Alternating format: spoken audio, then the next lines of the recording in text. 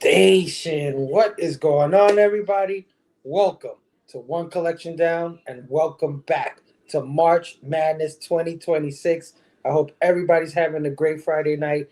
It's been a total blast covering all these movies for March Madness, and this is our final movie of the night. Of course, we got a good one. I'm talking about California with a K, starring a young Brad Pitt, a young David Duchovny, a young Juliette Lewis, and a young Michelle Forbes. Man, this thing brought back a lot of memories.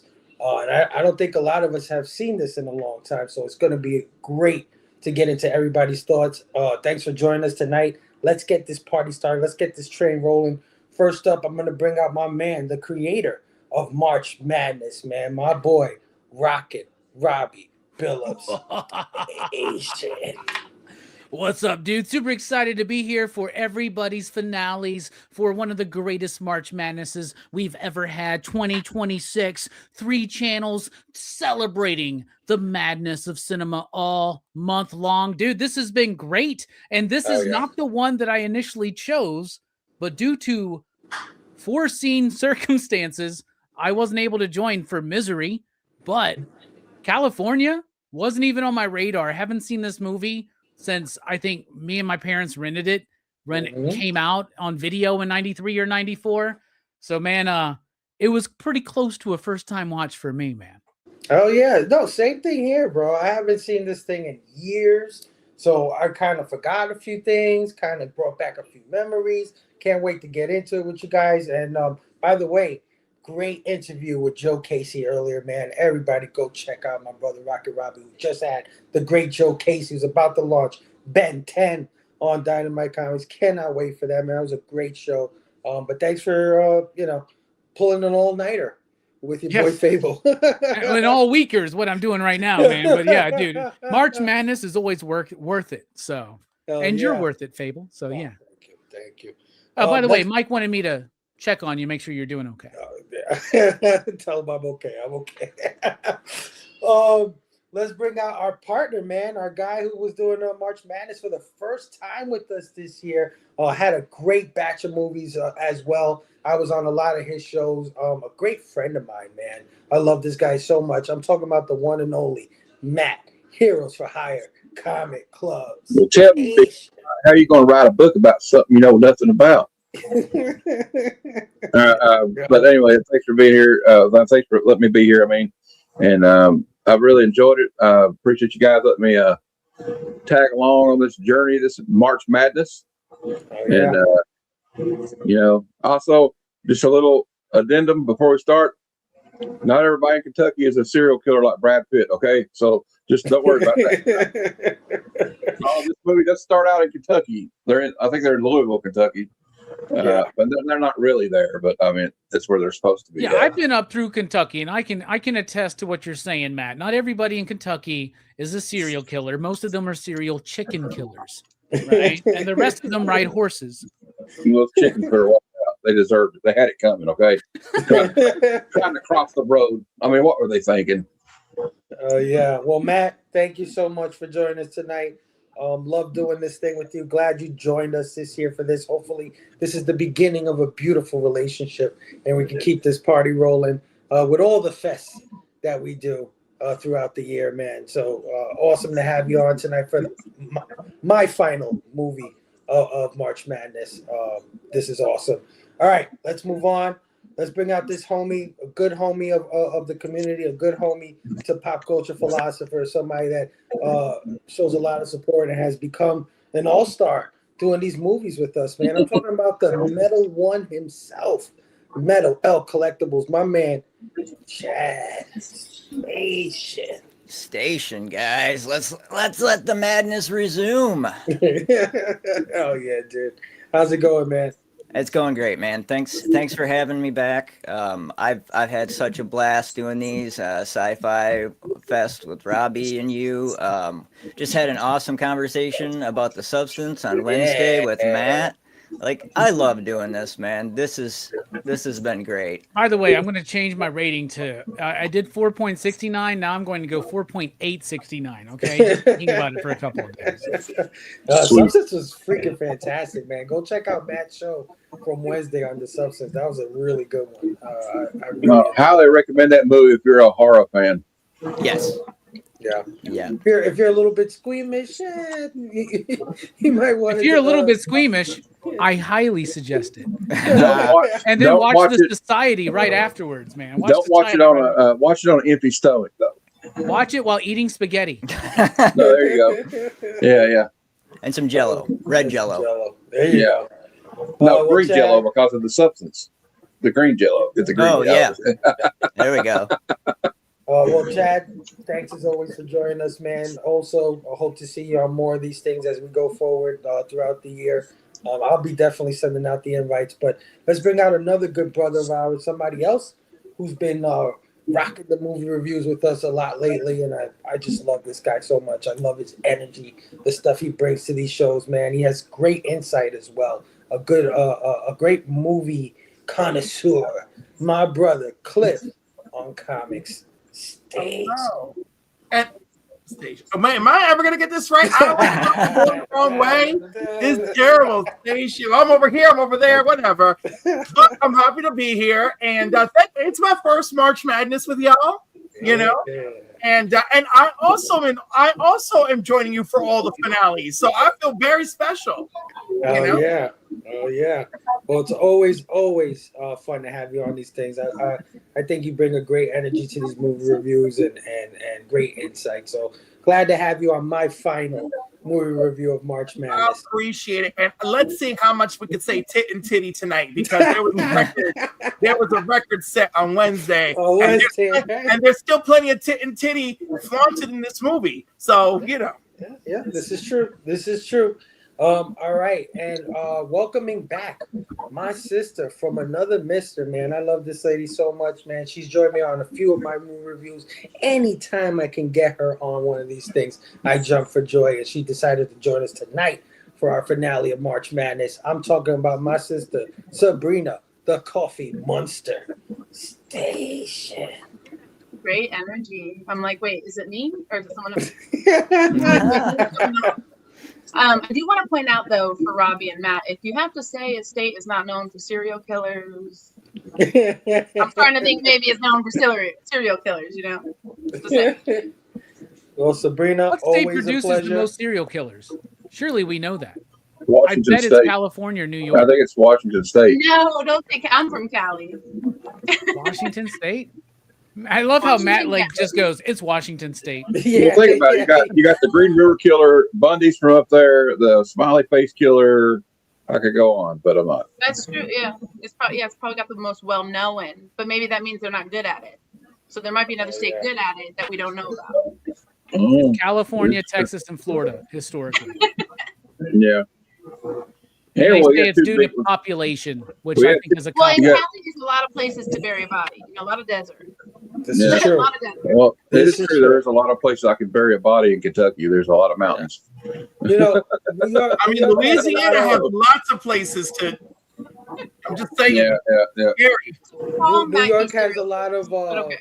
we have a lot of serial killers here. They just call them, gangsters out here, not serial killers. Yeah. But these guys like to kill people, right? So, Well, yeah, definitely. anyway, let's get into it, guys. California, 1993, man. Directed by Dominic Senna, who didn't direct too many movies. He's more known for his music videos, and he directed one hell of a video in Rhythm Nation, 1814 by Janet Jackson. I know Robbie's a big fan of that one. But he also did stuff like Gone in 60 Seconds, great movie, Swordfish, 13 Graves in 2006, Whiteout in 2009, and Season of the Witch in 2011. But not many films.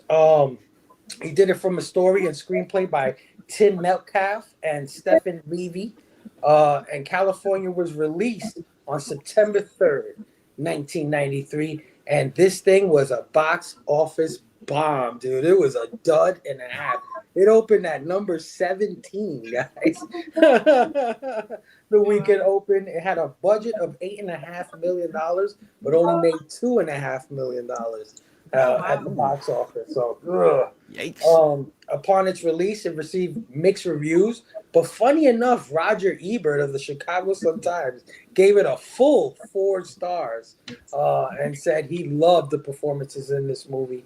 And I don't always agree with Roger Ebert, but on this one, I think I gotta agree with him about the performance. I gotta tell you, the more I look back in time, the more respect I have for Roger Ebert. The man was really about the art, and he was like, I just love that. I love it. I would say that the more I look into him back in time, the more I don't respect Roger Ebert. But this has been the week of respecting him. Yeah, it really has. I will say that he has a lot of right. Well, is he all bad? He has had some good moments, and he didn't have any. I love I love Ebert. Here's the thing, man. I love Ebert. My problem with him is how much he would attack the horror films. That's what I was going to say, Robbie. Exactly. Yep. But what's crazy is that Henry, Portrait of a Serial Killer, he loved and defended its right to be shown. And so I'm you know what? Not everybody is one thing. Yeah, but the thing is, when I look back and I hear what he's actually saying, he's saying that horror films just stopped taking risks and they just all became the same thing. And that's what he loved about Henry, because it was really about art and acting and perspective. And when I look back at the movies that he defended over time, I realized that he was truly about the cinema. Right, and he tried to get these movies banned. He said these movies need to be banned. Though I heard him, I read quotes of him saying that about like Friday the 13th. Well, I have said things that are very passionate that are pretty bad when quoted without context. So I understand it now that I'm his age. At the time, now that I'm twice the age he was when he says some of those things, I'm a little more understanding. Well, he's like selective. A snobby. That's what it was back then to be an artist. I mean, I don't know. I think if you're a bitch, they call you a bitch. You know what I mean? Yeah. He was an asshole, so that's what he was known as. But I think what he did, like Cliff said, it usually was pretty damn good though, and in that weird, like different, unique way. Right. So I don't right. And if you're on the other side of the fence, it's good to have somebody to be your arch nemesis on shit like "fuck you, Roger." Like you don't know what you're talking about. He also said that watch it next week. He also said that Fight Club. He also is quoted as saying Fight Club was the most fascist movie he's ever seen. I know, that's crazy. You know what? Okay. I understand him now. And we can do a whole night on that. We can do a whole night on that. Damn, I missed you on the Fight Club review, man. We did that one last March Madness. Robbie, we got to bring it back. I reviewed it a few months ago too on my channel. There you go. All right. Well, as you know, this movie stars a cast of beautiful people, man. I got a beautiful panel tonight to match the cast of these beautiful people. A young Brad Pitt, like I said earlier, a young Juliette Lewis, a young David Duchovny, and a young Michelle Forbes. And fun fact, Juliette Lewis and Brad Pitt were dating at this time. They were actually living together, I think. That's how far this relationship was at this time. And Brad Pitt, this was his attempt to get away from the pretty boy thing, right? Because in 91, he came out with Thelma and Louise, became an instant heartthrob. Then A River Runs Through It came out in 92. Again, the heartthrob thing started growing. So he wanted to get away from it. So he took this role. But what's hilarious about it is the very next year he did Legends of the Fall, an interview with a vampire. Arguably some of the sexiest shit he's ever done. But yeah, man, this is one for me. I did not catch this in the theaters. I don't even know if I heard of it when it came out. Like, it was just a thing that I think I had got cable not too long before this movie dropped on cable. So I was, on the Showtimes, on the Cinemax, all that stuff. And this was a movie that came out like on a late night. Like I was just up. I don't know what I was doing. flipping through the channels. Then I just see Brad Pitt and acting like a crazy hillbilly psychopath, and I was just freaking drawn to it. It was like it was provocative. I felt like it had some great performances in it, and it was something that anytime it was on, I would catch it. I would catch it, but it was not something that like I went out and bought the DVD for or any of that stuff. But it was something that stood in my mind even all these years later. And when March Madness came up, I said, March Madness, I think California fits that bill. Brad Pitt plays a pretty crazy motherfucker in this one. I would love to just throw a wild card. I call this like my wild card pick, just to see if it holds up, just to see if anybody really dug it. Because when I put this out to a lot of people were like, man, I haven't seen this in years, or I've never seen this, right? It's not like something that I was like, oh yeah, I watch this like every other year, or I have the DVD, I have the 4K. Nobody really says that about this movie, So which no is one kind else of watches it surprising. regularly? So yeah, I wanted to go around the horn, get you guys general opinions of this movie, overall thoughts, if you will. And I'll start with my brother, Rockin' Robbie Billups. Robbie, overall thoughts on California with a K. Yeah, California with a K. You got to say, first of all, why is it California with a K? Was there another movie that was California with a C? There's no reason for this movie to be spelled with a K other than that David Duchovny, his character, misspells it on the damn little ad that he does. And by the way, who in the hell is going to be like, yo, I need somebody to ride cross country with me. I'll take anybody. Just give me your, like, that's this crazy. is what happens. If Jelani was here, he'd be like, you stupid. This is what happens when you put an ad like that out and you just let somebody drive across country. Especially a person that has the knowledge of what serial killers do, and he does this. That just, No kidding. This is you're like basically putting you're like walking up to a mousetrap with a giant piece of cheese, being like, yo, I want to go study like mice and cheese or something. Anyway, I hadn't seen this movie since it first released. Like, I have seen this movie. I remember watching this with my family on VHS. It's always in my head. In my head, I always go, oh, California, the movie that wanted to be Natural Born Killers. What's crazy is Natural Born Killers came out a year after this, right? Exactly. But I bet California was hitting, it was because movies took longer back in those days. Not everything was Jurassic Park in 1993, right? And in 1993, nothing was Jurassic Park except for Jurassic Park. But movies back in the day, we would allow them time to breathe. Studios would release them on VHS to rental stores, and it would take time sometimes for these movies to kind of gain their traction. I think when this movie was trying to gain traction post its box office failure theatrically, I think it got undercut by Natural Born Killers, which had not necessarily the star power that this one had, even though at the time, I guess it wouldn't be considered star power. Nowadays, in hindsight, we look at this movie and go, what a crazy cast. But back in those days, who knew who David Duchovny was? Who knew who Brad Pitt was, or Juliette Lewis, or Michelle, what's her last name? Forbes. I just know her as Ensign Ro from Star Trek, The Next Generation. And I've always had the major hots for Ensign Ro. So I was very excited to see her in this movie. I forgot she was in it. Anyway, that being said, in this movie, I remember this movie compared to Natural Born Killers. And when I mentioned talking about this movie with people over the last week or two, people keep mentioning that. Oh, the one that's kind of like Natural Born Killers. There's a lot of similarities. Juliette Lewis is in both of them, right? In an abusive relationship with a killer, and somebody's trying to document their killing spree or whatever. It's a little bit different. So I was excited to check it out. I watched it today right before my interview with Joe Casey, which was right before I came here. So my mind is still fresh. I haven't really had a lot of time to let it dwell.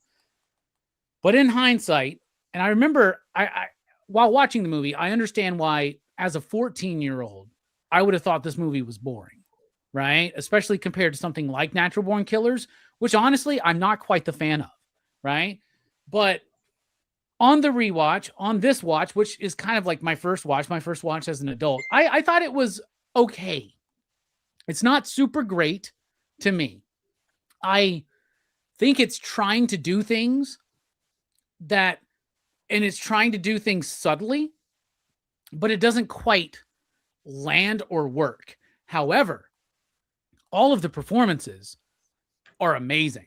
Like those 4 actors are freaking fantastic in this movie. Absolutely fantastic. The whole idea of it is interesting, and there's a moment of the film where I'm really compelled. A road trip with a killer, but here's the disconnect for me. David Duchovny's trying to understand the mind of like a serial killer, or just a killer, I guess, or whatever, right? But like Brad Pitt isn't a serial killer. He's not methodical. He's like, I've heard one reviewer mention he's just kind of like a wild dog, right?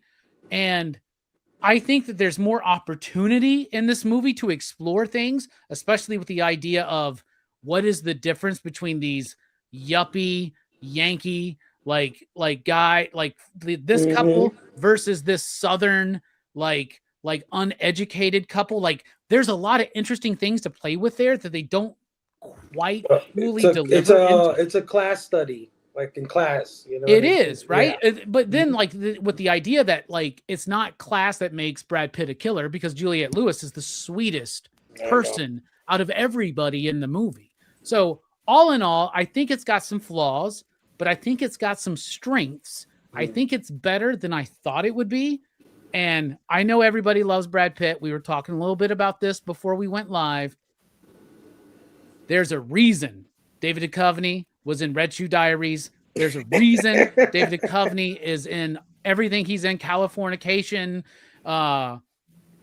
David Duchovny is so freaking deliciously hot in this movie, dude. I'm telling you, man. I'm telling you, that was what got me. I mean, look at this. Just that's art right there. Look at that, and that hair. There's just something about him, and he's just so dumb looking with that gun. I don't know how to hold the gun, Brad Pitt. Will you show me? I love it, dude. I loved it. But the movie itself is just kind of okay.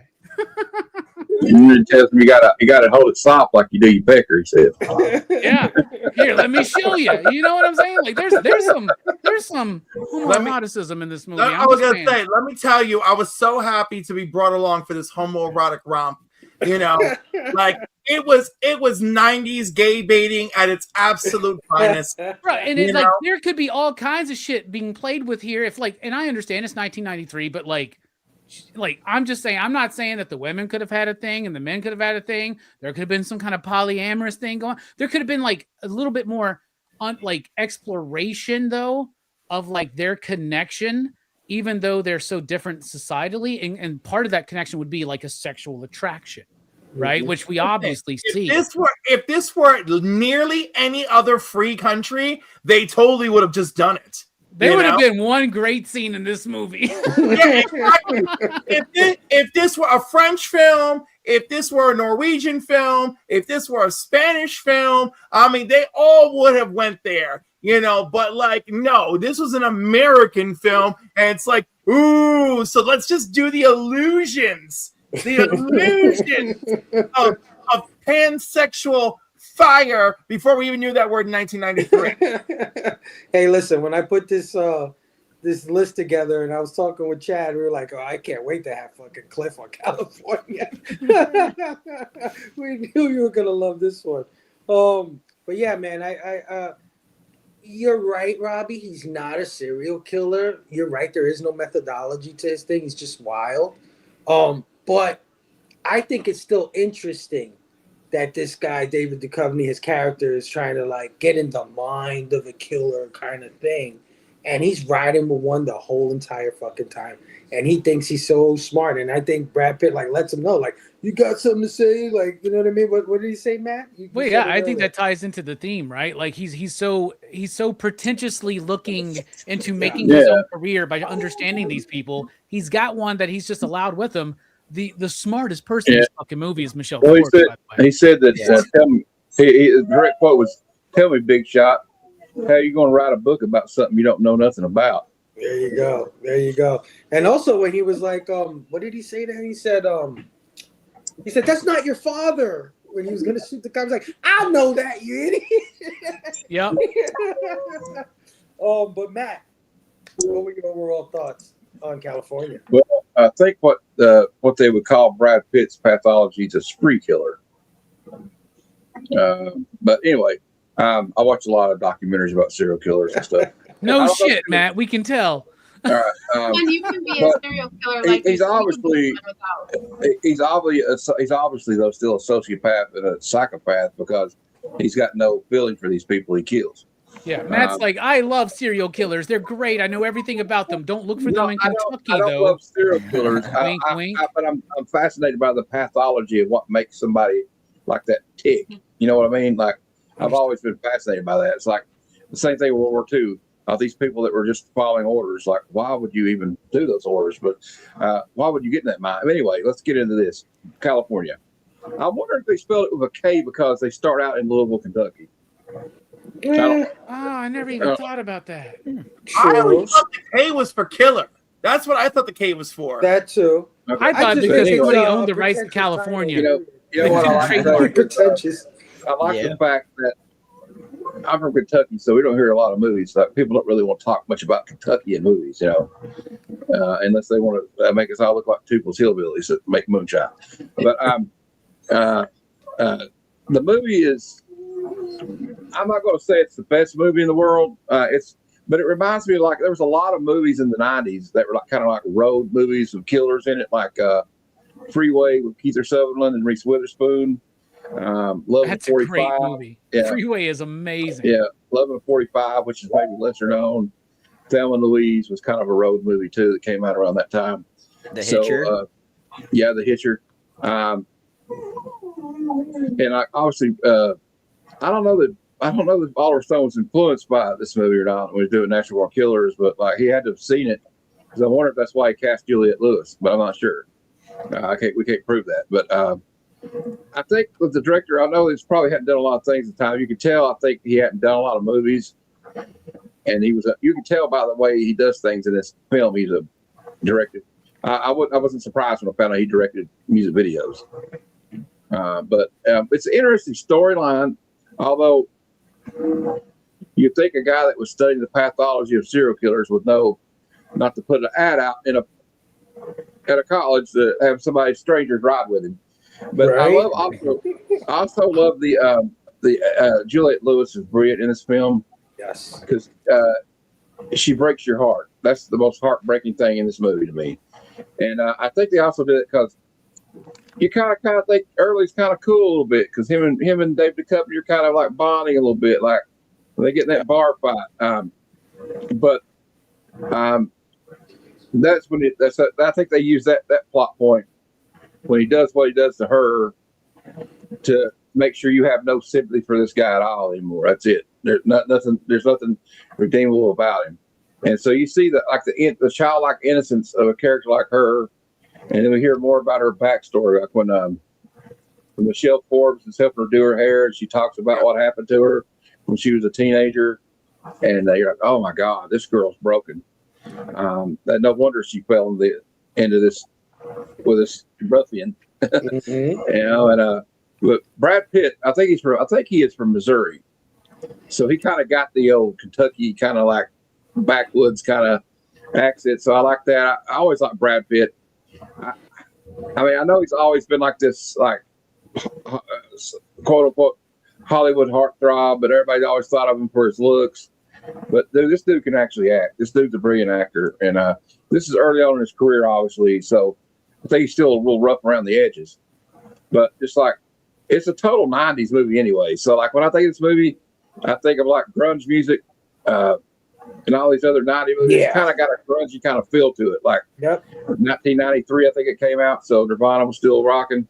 And I don't know. I just get this. It's got an interesting vibe to it, though. Like, I know he's trying to be atmospheric, but and a lot of times I think this movie gets kind of disjointed because I think he's trying to make it too hip looking. But other than that, I love the interaction between Duchovny and Brad Pitt. Like he's really like, and then when I don't know, but it kind of shows you like the, I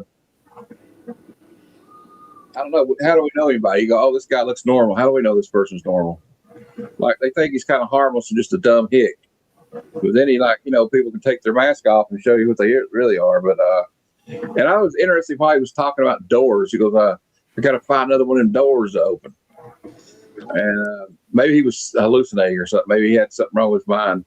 But also, the one thing that bothered me the most was the damn parole officer coughing all the time. Oh my god, it's a hell. But yeah, overall, I enjoyed it. It was kind of a trip down memory lane. It's like opening a scrapbook to the '90s. That's all I'm going to say. Yeah. So, Yeah, that's a great way to put it. And Instant Row, I love her. So there you go. You know, the parole officer, right? I would have loved a scene where he would have gotten his. Yeah. Right? Yeah, that guy kind of deserved it. Yeah.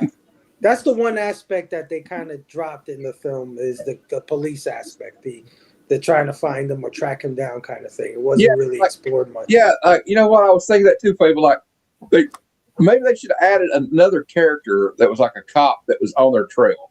Yeah. Yeah, it could have been Robert Downey Jr. Yeah. And he could have been.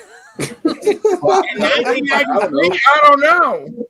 It would have been like Natural Born Killers, but I don't know, somebody. I mean, anybody. Maybe they could have put Tommy Lee Jones from The Fugitive in there and go, "I want to check every outhouse, doghouse, and in-house around here right now." All right. There you go. There you go.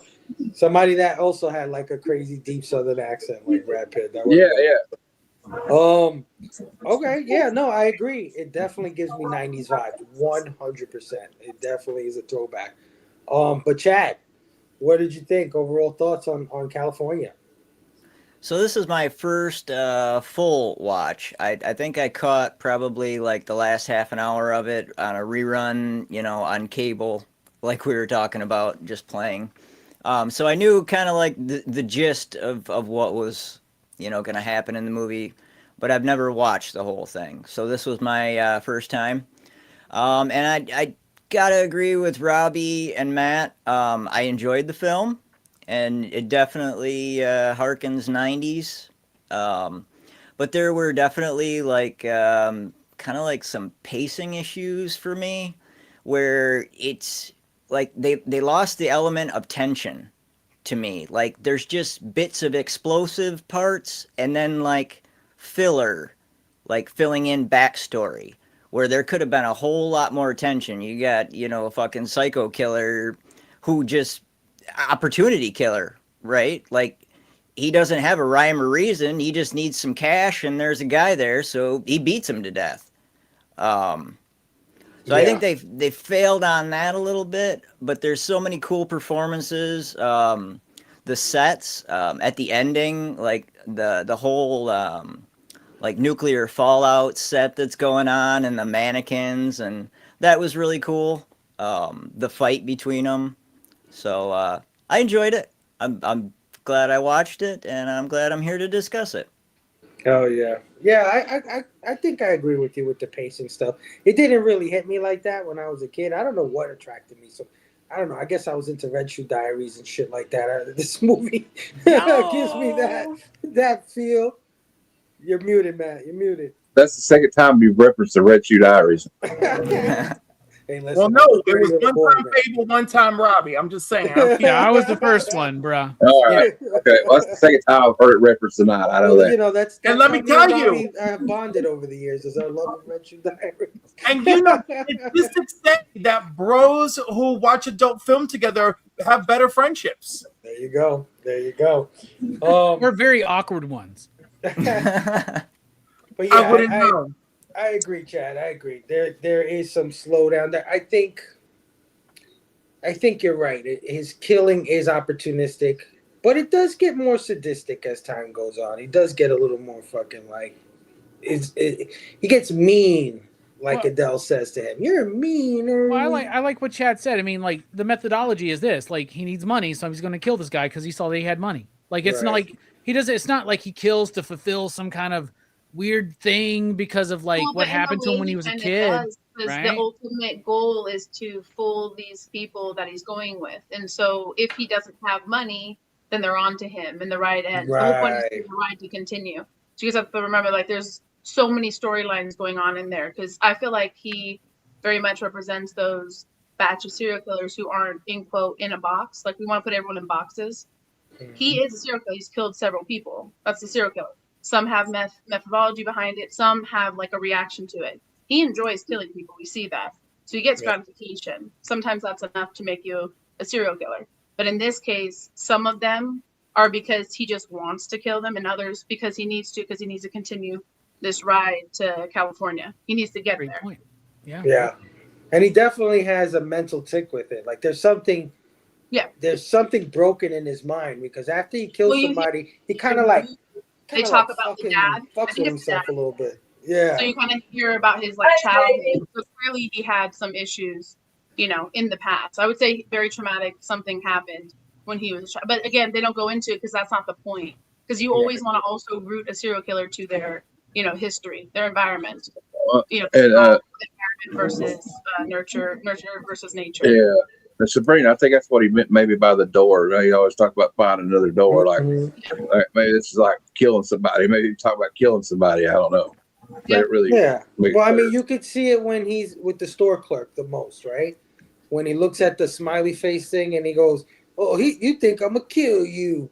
Here's your Bible." Give him the Bible, and then he grabs the thing. He looks at it a quick second, like if he had some sort of thought behind it, like, "Hey, Adele are gonna," and then he makes this weird ass face. He's like, "Oh, fuck it." Boom, and blows that guy's head off. And there was no real reason to do that. So, you know, he's got some kind of tick to him. But, Cliff, what are your overall thoughts on California? Overall thoughts.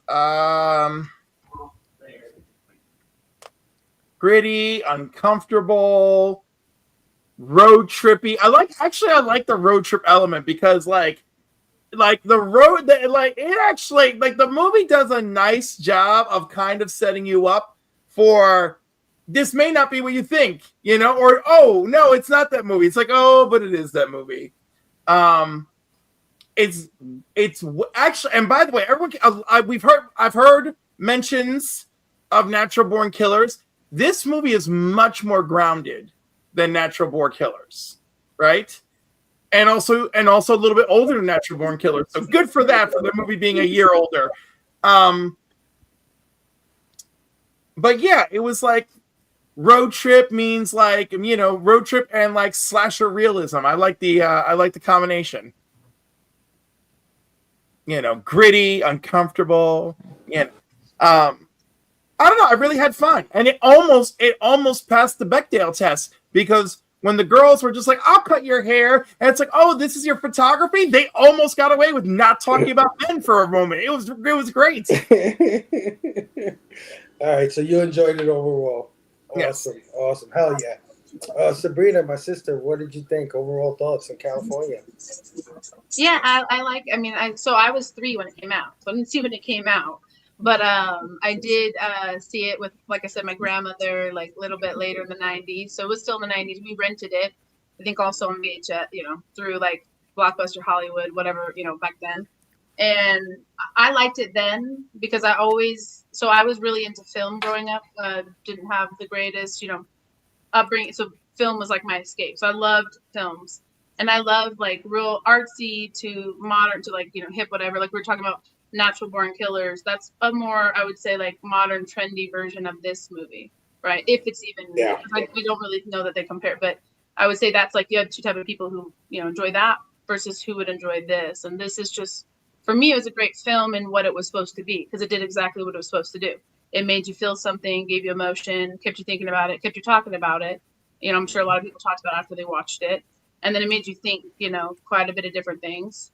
You know, you have to wonder why you have all these fantasies, let's say about the 4 of them, you know, or the 2 of them, or the 2 of this and that. That's why they did that. If they just threw in that scene, then it's just like every other movie, which has that great seductive scene that catches you and gives you a moment of, you know, pleasure while you're watching.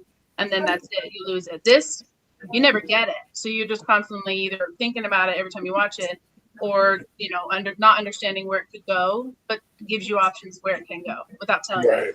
So, like I said, I think it did what it's supposed to do as a film, because there's films that you watch all the time that you love, and then there's films that you've watched and you're like, that was just a good film, and that's just what it leaves at. Maybe you watch it again for like a review for Phable, which is amazing. But, or, you know, you watch it every once in a while just because it's a good film. But I know, like I said, there's a lot of films that I can say were great, but I'll never watch them again. This one was great, and I would watch it again, which is fine. You know, it's no Tusk. I will not ever watch Tusk again. But you know, like I love that movie. It's a brilliant movie, but I'll never watch it again. Oh, Like, you know yeah. what I mean? So I think it was good. And then as far as like them choosing these 4, you know, very beautiful people, because they are, you know, they all, and but they're very talented. I like when Matt pointed that out, because they're very highly talented. They're all very artsy. You know, they all have a theater background too, as far as acting. They didn't just come, you know, into it from like some trade school or whatever. They actually like did the theater route, which a lot of people back then did, and nowadays they're not so much. Like in the 90s, I feel like this was, you know, everyone's thing. And then of course the whole like adventure, like Cliff said, like versus the slasher part. I like how it's like an adventure, author, photographer. Like when I was growing up, that's what I did. I was into photography and all that stuff. You know, I loved Hunter S. Thompson. I feel like this is something he would do. You go on a ride and like do all this stuff and, you know, play it out to then give himself this great story. So I don't know. I think it's cool. Just like how Brad Pitt doesn't want to kill Brian, because I feel like he's also intrigued by that, because he's so fascinated with literally his type of person, you know. So just think there's so much in there. I think this is the first time, though, Phable, you got me thinking about it, where, there's no chasing, there's no cat and mouse detective.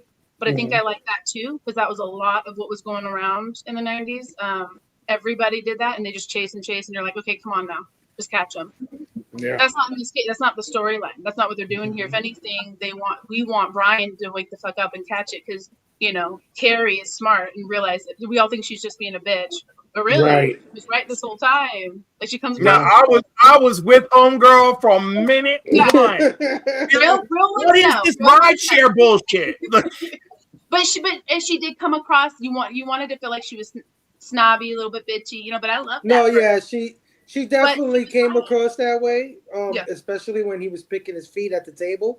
But she wasn't wrong. She wasn't wrong either. It's like, the fuck are you doing? Like, let the man be. But yeah, it's, you know, it's the high maintenance part. But that's how women were back then too. You know, like you had to deal with that. You know, there's a lot of, you know, my wife this and that jokes back then. You know, we were all cornballs, you know, in the 90s. Yeah. So I just feel like it did what it was. There are no my wife this and that jokes today.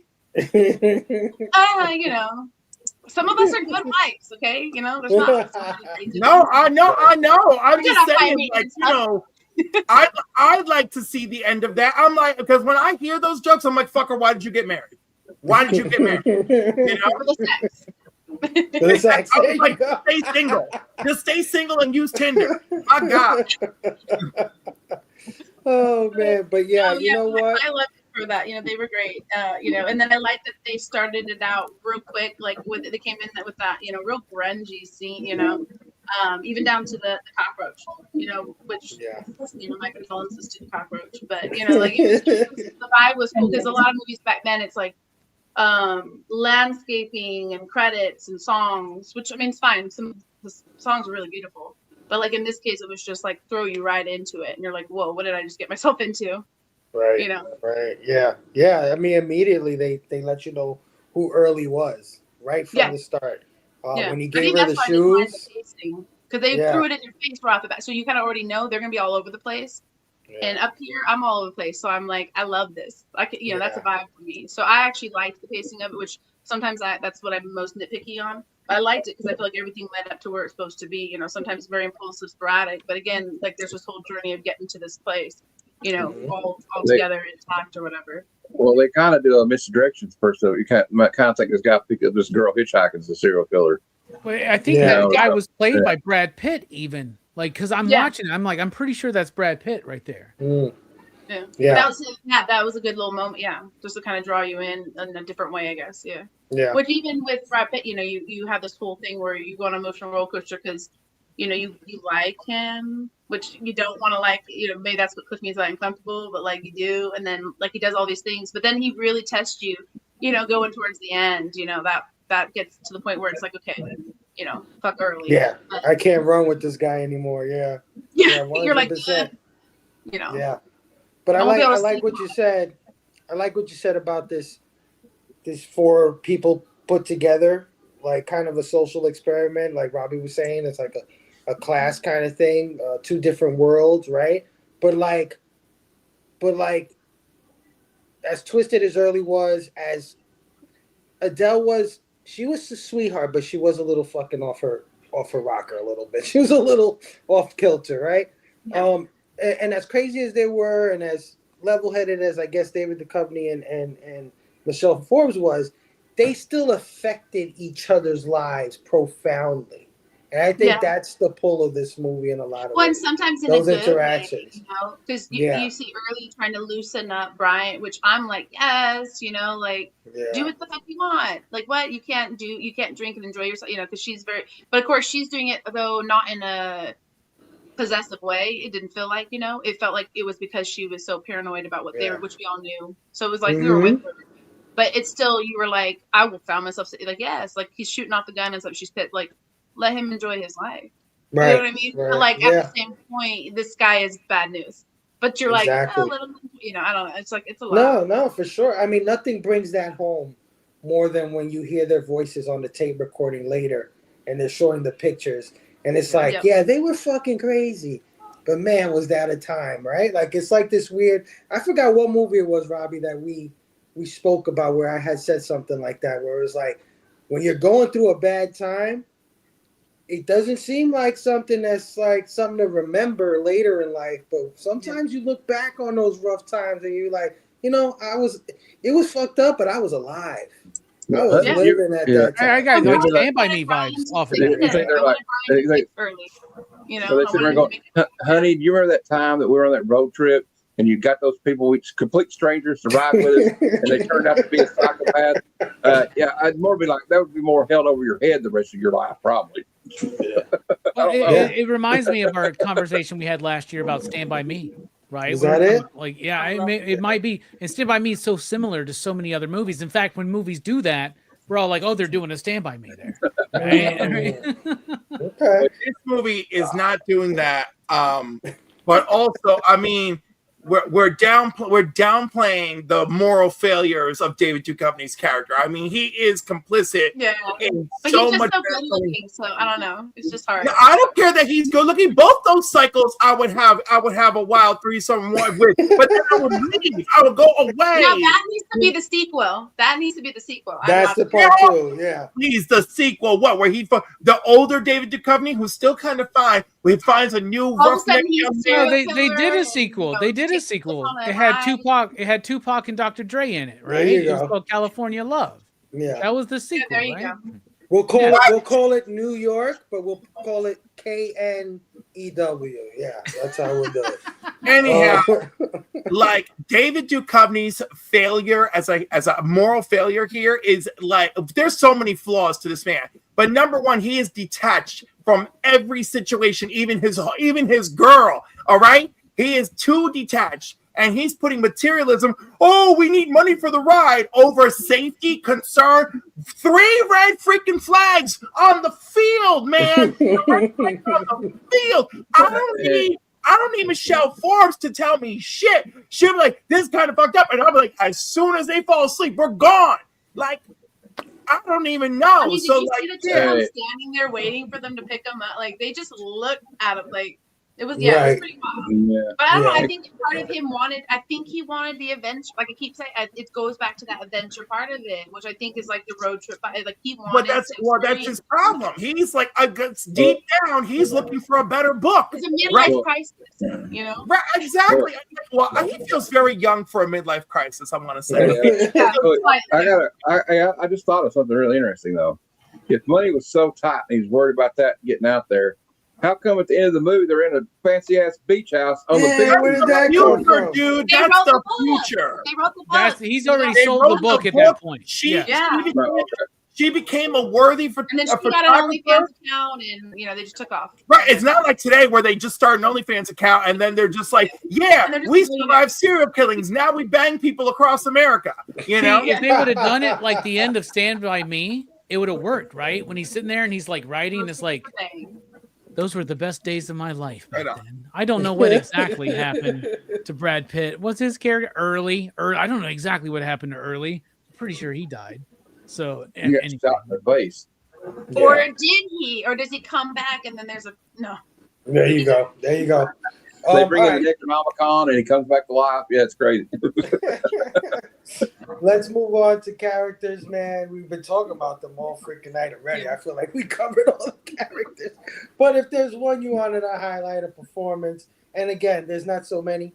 So whichever, if you guys pick the same one, I don't care. Just, try to expound on it in your own way. And I'll start with my sister Sabrina, sorry. I don't know where that fucking came from. That's my other personality. What's a character or performance you want to highlight? So normally I don't choose one of the main, but I'm going to do that because I already mentioned the cockroach. So for me, it was Carrie. Like I said, because she was very, pretentious. And like you want to think she's that bitch, but really she's that bitch. She was a very dope character. Very, good at the end, even when she, is dealing with this crazy man still at this point. Like I would have lost it. I mean, the whole time she knew it. And then she's the one at the end, kind of really taking the hit for everyone. So I don't know. I like her. I think she's very resilient and she looks great, Yeah. And then of course she's so sweet with Juliette Lewis. What's her name? Right? I can't even think of it. Adele. Juliette Lewis. Yeah. Adele. Adele. I'm like, I always forget her name because I don't really feel like it fit her anyways, but whatever. So she's, she's very sweet with her, which I loved because she was like a big sister vibe. Even though she really thought like this is crazy and like why is she with this man? She like wasn't super protective or anything like that. She probably could tell that someone was a little off in her mindset or whatever. But I don't know. I liked her. I liked her character. Yeah, no, absolutely. She was dealing with everybody. Like she was really dealing with some stupid guys. Period. Yeah. Like her man was kind of. And she stuck by her man. Yeah, the guy she's fucking road tripping with is kind of idiot, and homegirl. I mean, and she's still she was safe. Is that Yeah. She had to deal with a lot of fucking just dumb shit. So yeah, no, I loved her too, man. Cliff, character performance you want to highlight? Well, of course I want to give it to Michelle Forbes. I mean, like I'm with her. I'm the first person running out the damn door. But I don't necessarily love picking somebody that's already been picked. But I love her. She's my true number one. All right. And she is the audience. I'm sorry, but she is the audience. Yeah. But I'm gonna pivot here. I'm going to love to hate someone. My hot take is the real problem with this movie is not early. The real problem is David Duchovny's character, Brian. All right. He is the reason everything goes wrong. He treats violence like it's research, like it's content. If this were modern day, it's like it's content. It's content, right? Yeah, he'd be like live on TikTok or something. Yeah. Right. He sees all the red flags, ignores them. Why? He wants a better story, the selfish prick. And the worst part, his girlfriend knows something's off. And like a true dumbass gaslighter, she wants out. He doesn't listen. Let's be logical. Let's be calm. I think you're wrong. Asshole. Early is the monster in this movie. Brian is the guy who opens the door and says, "Come right the fuck in, Dracula." He thinks he's smart enough to contain him. Oh no, look, I've got garlic and I've got a crucifix. You ain't got shit, bitch. Yeah, hey, Cliff. So I want the panel to tell me who do you think is worse, the killer or the guy who just invited him into their lives? Hey, Cliff, you make an interesting point because actually it's kind of foreshadowing the first movie when he's at that party with his colleagues from school, and the guy tells him, like, I don't know why you're trying to understand. These people are freaking crazy. Yeah. And like, also, he's playing that tape of that girl begging for her life from that evidence tape of that serial killer he's talking about in that one room they're in. And she's like, I can't. And she gets upset with him. And I can understand why she would be upset. His wife, he's sitting there with his lady, and she has to hear this woman who's like begging for her life. It's kind of disturbing. Yeah, and again, it demonstrates his detachment. It demonstrates his detachment early on in the film. That's why, as much as I want to be in a really nasty, dirty threesome, and with Charlie, I still see I've got a psychopath on one level and I got a sociopath kind of on the other. Like that's not predicting, but that's it. That's it. I'm sure in the sequel to this film, David Duchovny and Michelle Forbes are divorced a few years, and they're not. No, because I think this experience taught him a fucking thing or two. I think it taught him because notice she's like, isn't it great? I have a new gallery. He's like, yes, let's go to dinner. I'll do whatever you want. You're never going to be wrong again in this marriage. I should have always trusted you. Oh, yeah, she's got the ultimate trump card, Cliff. She does. Yeah. It's like, 100%. you almost got us killed, bitch. You almost got us killed. That's the ultimate card. It's like my cousin's husband blowing up the garage, you know?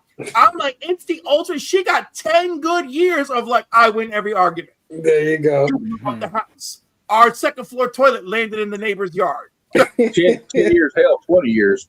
Yeah. She's got the trump card. Yeah, she's No, got she's kind. She's Canadian.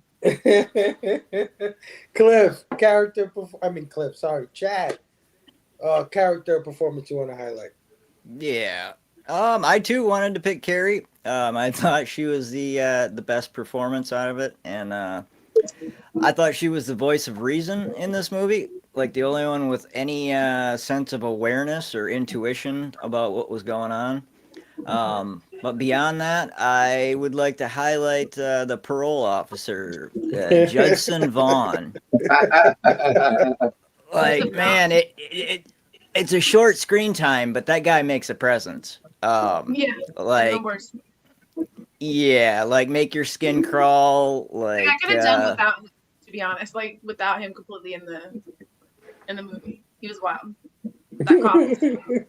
That cough is crazy. I felt he added to the backstory for early. I felt like he helped set a stage for this ugly world, right? Yeah. Yeah, he feels like he belongs in a Rob Zombie film, man.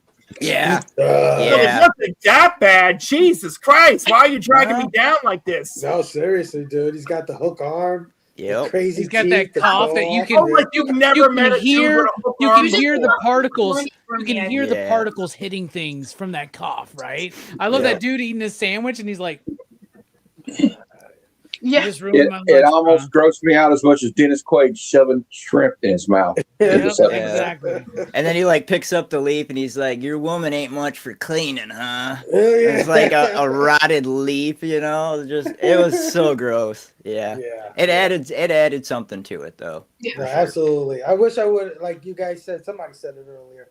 He should have stayed throughout the film so that he can maybe get killed by early. That would have been crazy, you know? But yeah, okay. Matt, character performance you want to highlight? I'm going to pick a different character, but I was going to pick Michelle Forbes too. I always choose the most random. I did not mean to do that, man. I give, but I mean, no, I just want to shout her out because she's the reason I have a crush on the Bajoran hotties in Deep Space Nine. Oh, instant row. There you go. Instant Row, you know, I mean, I wish that she'd been on the show a little bit more. Actually, that's one of my favorite, I guess, side or semi-recurring characters from Star Trek Next Gen. But I'm gonna go with Brad Pitt. There you go. I just think that I really like how I could tell he's trying to, as an actor, who's trying to really get into what made early tick. You know, I thought he did a great job of like showing the randomness of how this guy is. Like, you know, he could actually be a nice, cool dude to have a beer with, you know, and have your back in a bar if some redneck shows up and says, "Hey, you're talking too long to my woman. What's so funny? You know, what are you doing, boy?" But like, so he would be heading a fight. Almost, yeah. Yeah, they were bonding a little bit, especially like the bar and the where he showed him how to shoot the pistol. I thought that was kind of funny because I have friends that they would be like, you know, if you gave them a gun, they'd be like, "What do I do with this?" And they would kind of remind me of that. And he definitely, although I will say this, Brad Pitt didn't know how to shoot a gun either because nobody in their right mind is going to shoot a .45 caliber handgun with one hand. You have to hold it with two hands. Anyway, but that's a minor gripe. Also, like, I thought he had the accent down. He's not 100% like Kentucky, but he had it down pretty good. And I like how he tried to. And Cliff was saying you could tell he was trying to like do something about his image in Hollywood time as being this pretty boy. So he's got the beard, you know, he's getting a little rough around the edges. Look. But it's still Brad Pitt. He's not going to be able to hide what he looks like. Even with all those dirty clothes and ratty socks, he's still Brad Pitt. His six-pack has a six-pack, you know, for God's sake.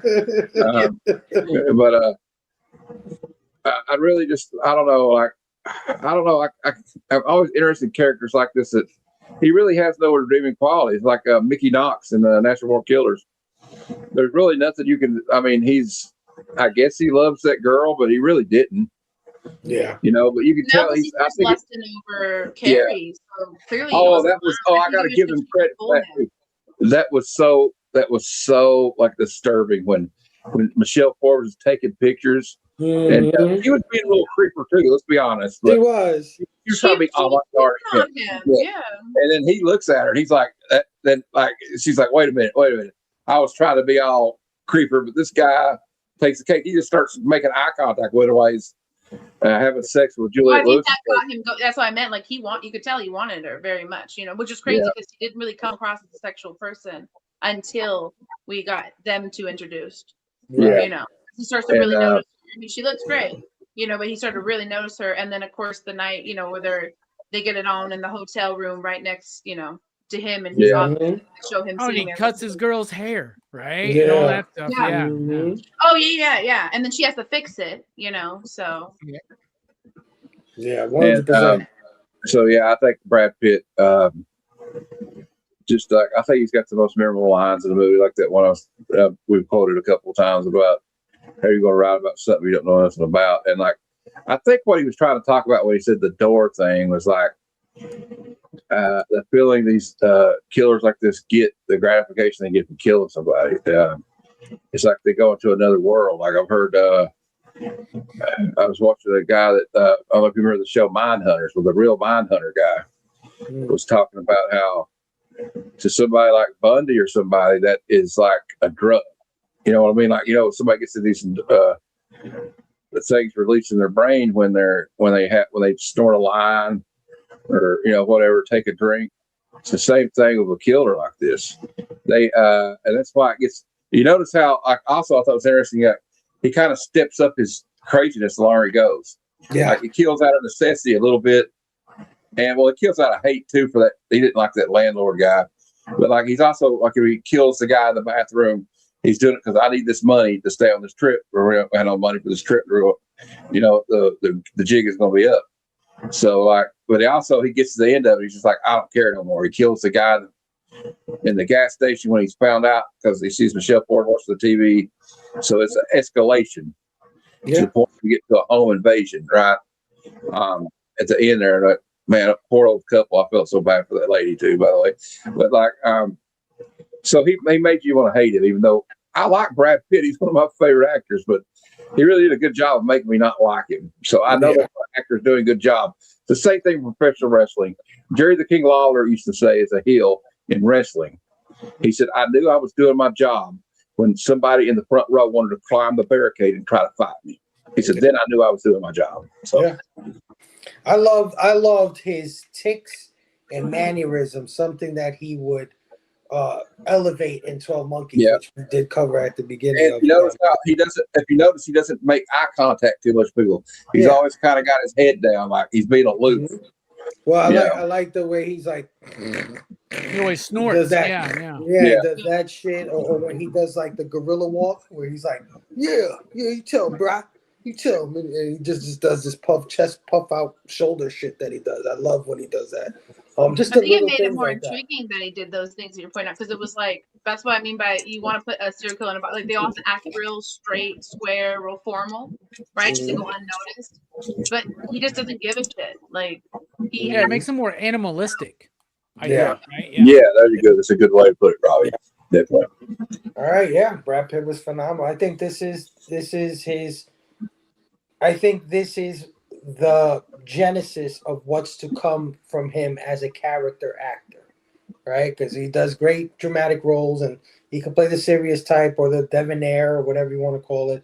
But he can also do this crazy shit too, and that's what makes him a cut above, I think. But Robbie, any performances you want to highlight? It's quite a few there. Yeah, not necessarily a performance, right? But a character in the film is the 1963 Lincoln Continental that they are driving at. 8 miles to the gallon, baby. 8 miles to the gallon. It is a very important factor in the movie, not just because one of the reasons why they need people is, as Cliff said, 8 miles to the gallon. They need help with gas money, which as soon as you pull up, like I think Sabrina may have said it. Like as soon as you pull up and see those people, like no. I would have been like, oh no, I'm not that guy. My name is Richard. What's up, man? What's you like? I wouldn't even looking for stop. somebody else?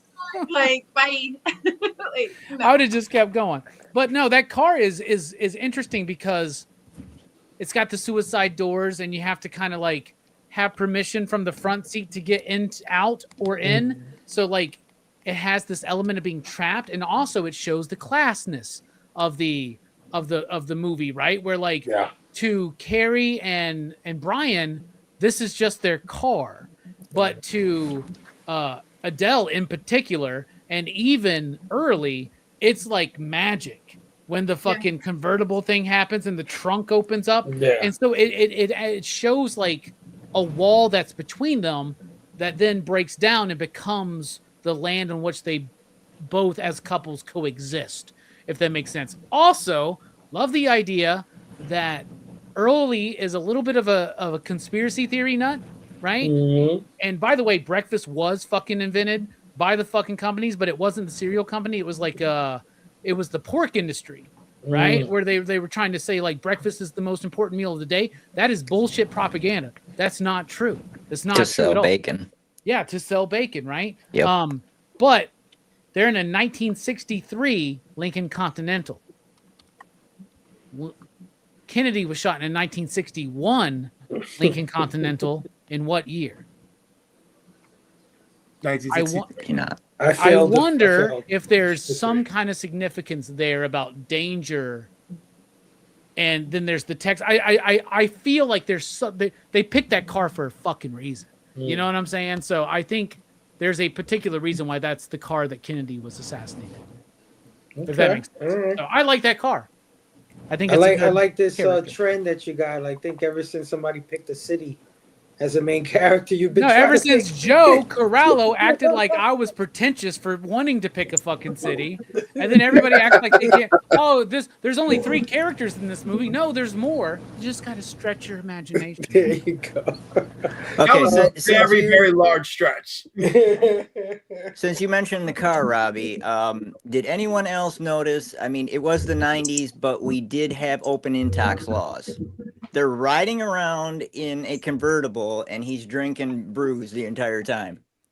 Because he doesn't give a fuck. Well, I know that. We also had laws in the 90s against murdering people, Chad. Yeah, That's very exactly. true. Yeah, that's the least of his concern. I realize. Yeah. I don't think they were wearing seatbelts either, bro. And I think. All right. Well, I'm going to go with Juliette Lewis as Adele.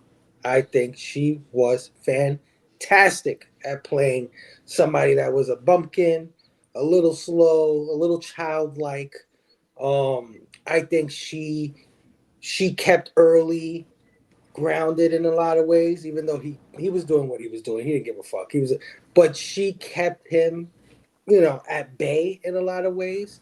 The way she found comfort in his arms, and that she just refused to believe the things that he was doing, right? Like her innocence. She just has the sweetest way about her.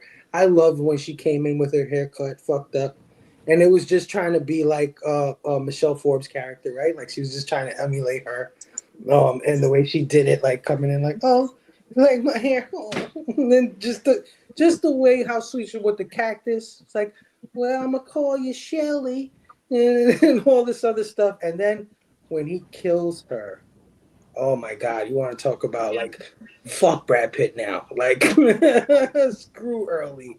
That was the moment. And I think it's why they did that. It's exactly why they had that happen. Yeah. And his response to that is so great because you can tell that that's the one kill he's done that we've seen in which he has true remorse for. Yes. Yeah.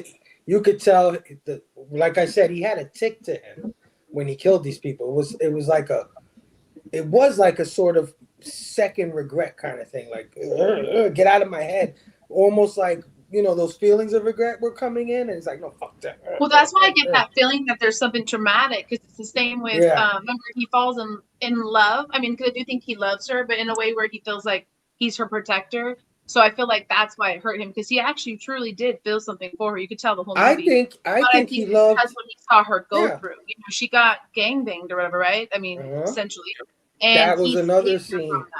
That was another scene that was amazing. When she told that story, I think she told it in such a way. The scene where she was getting drunk and she was talking about how she got beat by Early, and then she was like, I gotta get out of here, Carrie. And I wasn't supposed to be drinking anyways. She was about to cry. I was like, oh my gosh. She broke my heart in this film. So I for me, and Phable, the part at the end of it when he leaves with his girlfriend to go eat, and he let the tape recorder playing, and you hear her voice like, "Oh, I just wanted to come on here and say this," and you're like, "Oh," you're like, "Yeah." I think they did it on purpose. Hopeful of all of the characters throughout the movie, she was the only sense of true hope, really. Yeah. That's why when she dies, it's like it just. But that's why I think this is a great film, because it makes you feel all those. So you wouldn't feel that way if the film didn't do what it was supposed to do. That whole. She's the only innocent in the film when you really think about it, right? Yeah. No, she was so good, I think, and I could see how people would love Michelle Pfeiffer. I could see how anybody could gravitate to any. 4 great actors, right? We can gravitate to any, but for me, for my dollar, I think she put on the performance, like a really subtle, really overlooked performance in this film. So yeah, I'm gonna go with her. Style and structure, guys. This movie was filmed in Atlanta, Georgia. I know it's supposed to be Kentucky, but it was actually filmed in Atlanta, Georgia, and parts of California. To me, this movie has we said it earlier, the director was director of music videos. I think it fucking shines in this movie. I think you can definitely see how he's a director of a movie. You want to talk about the car? I think that's a music director's choice, right? Like, it's cool. They go more aesthetic and stuff, not really like what means something. Because I felt like it was like almost like a, I don't know, because it's from a music video standpoint, right? So they have a lot lesser of a, they have a lower budget. Let's start there. And they have a lot lesser of a, location or settings to set up, like an environment to build. And so in a way, it's almost like a low budget but high budget film.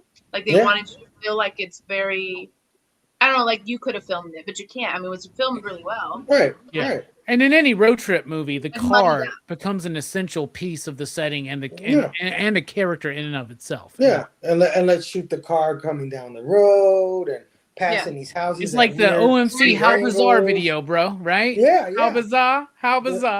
The beginning where they're at this industrial place and Brad Pitt is in the rain and it's falling on him and he's all ominous and shit. And at the end, like Chad said, the whole Fallout fucking nuclear town, you know what I mean? All fucked up with the mannequins. I think all of this comes from a music director's mind. But they had to set up a bunch of mini scenes. I feel like that's in a way that they did that really well, which is why it works for road trip, because you're going through. Yeah. So it's probably a much easier way to, really set it up. So it's probably why it came through so well. But technically speaking, it feels like almost, I don't know, like a low, like you said, grounded film. Yeah. Like it feels like you could have just done it. But it doesn't veer off too much in that direction. Right, like he does know how to put together a film. Obviously, like Swordfish and all these other movies afterwards. It's not like Michael Bay doesn't know how to stop making music videos ever since Armageddon. But that's another story there. I think it's got a pretty cool style. Structure for me, I agree with Chad. It kind of slows down or has some pacing issues here and there, but I wasn't bored by the film at all, right? Like I liked it. I liked it all the way through. So yeah, they're okay. I don't think there's anything super special about it, but I don't think it's terrible either. But Robbie, what do you think about style and structure?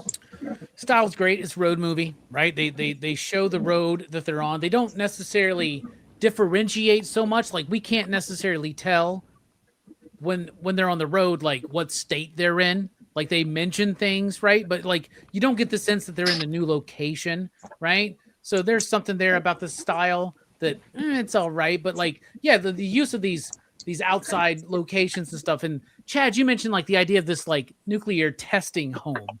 Like, what is that? Like, is that part of the theme? Is it part trying to say like about the breakdown of American family? Because that was a very popular thing to do in movies in the 70s, 80s, and 90s, especially involving anything related to like nuclear testing and shit like that. Because in the 1950s, the nuclear family, right, from the 50s, right?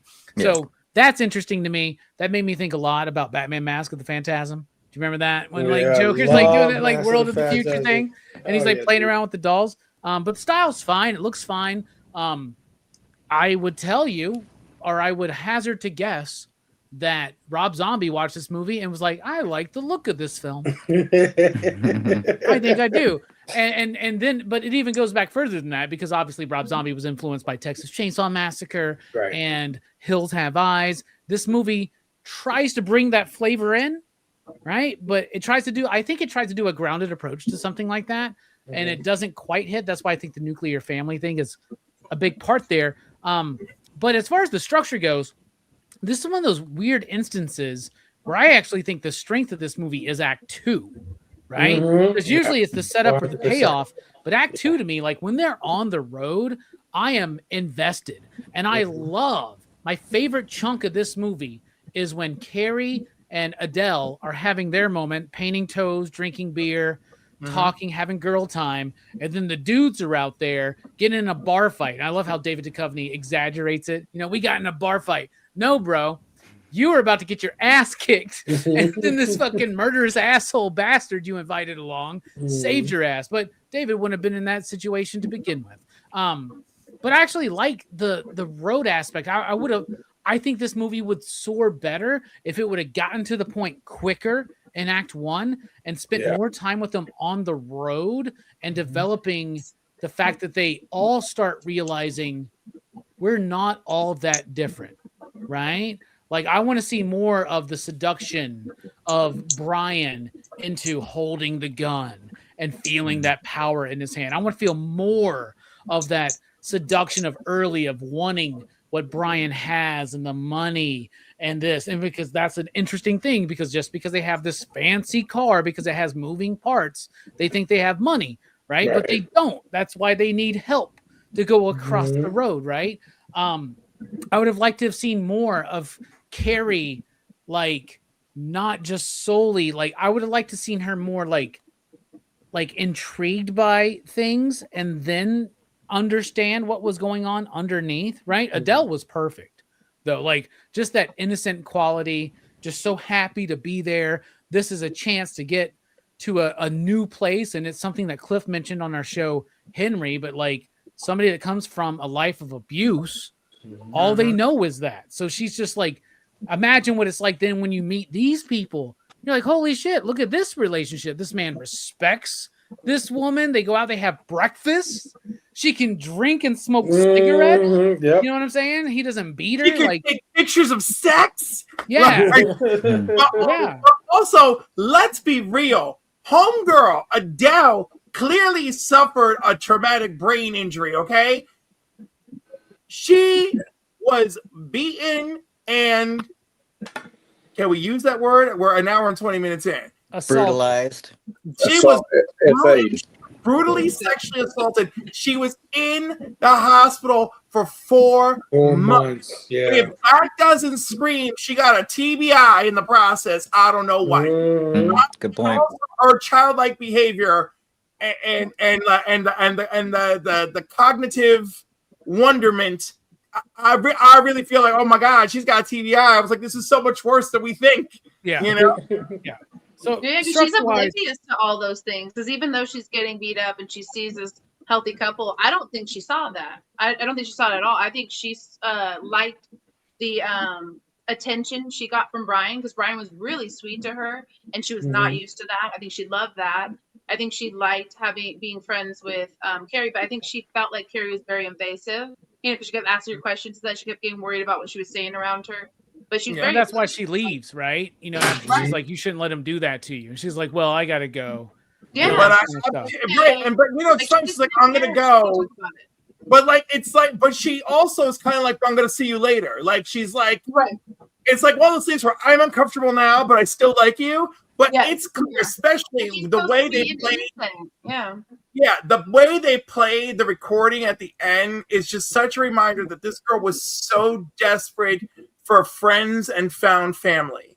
And all the parts of this movie where she's really like having a hell of a time, it's because she's like, oh my God, like these people, like I think these are the people like I've been waiting for. Like they're kind of magical and different, and like, oh my God, they see me as a person. And she is absolutely designed to break our hearts and succeed. Yeah. She just wanted love and to be accepted, you know. That's why So she's even- So structure-wise, I think that Act 2 is the highlight. I would have spent more time with them on the road. It's a clunky Act 1. It takes a while to get it all put together for me, and then a very rushed Act 3. But I would like to have I would have restructured it a little bit to spend more time on the road and develop more of that. And then more time on the road means more development of these relationships and these conflicting relationships, but also more opportunity for Brad Pitt to kill random people at different points on the road, and then show us we're in Arkansas now, we're in Texas now, we're in Nevada now, right? Like that kind of a thing. So that's what I think, man. It makes bag, man, a little bit. No, I agree with you. I agree. Me personally, I would have cut out that whole beginning. As cool as it looked, you know, the killing, throwing the rock at the car, and him flipping over, he's in the rain, and all. It's unnecessary. We could have just kicked this movie off with him coming into the diner, and who are these two people, and then when he would have killed homeboy in the gas station with the knife, that's when we would have been like, holy shit! Or even the reveal of the landlord, right? The reveal of the landlord is actually that stuff would have been like, the reveal of the landlord being killed and put in that hole is undercut because of that opening. Right. Yeah, I agree. Matt, style instruction, my friend. Well, stylistically, this obviously filmed in the early '90s. It reminds me of a Soundgarden music video for some reason. Like some kind of grunge music video. MTV. Period. Yeah, but like also, you know, it's interesting. I looked on Wikipedia. The screenwriter Tim Metcalf, who wrote the original screenplay, was not happy with the finished product, and he wanted it to be more psychological. And I get that, like kind of Robbie touched a little bit, like that opening scene kind of undercuts the movie, because I think it would have played better personally if we did not know he was a killer until they were well on the road. Right. You know what I mean? But Like, I want to defend the decision, because that would have been more of a straight up horror film. And I think the intent of us getting to know him like as he is right from the beginning is more about the psychological aspect that I guess the original writer didn't get communicated that they wanted. You know, because like it didn't. I can't say that it didn't work for me. You know, but you're right. It's about impact. But if I were doing a more traditional slasher flick, I would want that. But because this is not opting to be a traditional slasher flick. This is this road trip turn. Oh my gosh, you're really just hanging out with a serial killer situation. I think that what the movie was aiming for was like, oh my God, you dum-dums, what are you doing? You know, Carrie's right about everything, you idiot, get out of there. I tell you what's creative though, it's interesting, like I hate this word. They use the word world building a lot. I can't stand that term right now because it's so confused. But the part where it's like, I think they really did a good job of like, he came up with all these, like, I don't know if they were fictitious killers he was talking about or whatever, but like that they actually had these sites they went to, and he's explaining what whoever this person was, what they did here, and that you can tell that the company's, I guess he truly wants to see, because I kind of was confused on the first of it. Did something happen to his family when he was young that made him interested in this? Is that what he said to that guy? Yeah, his mother was killed, right? Yeah, his mother was killed, right? The dude says it's not going to bring your mom back or something. Yeah. He has like sensitivities to like when they speak about fathers and stuff. So I just felt like there's something there. Yeah.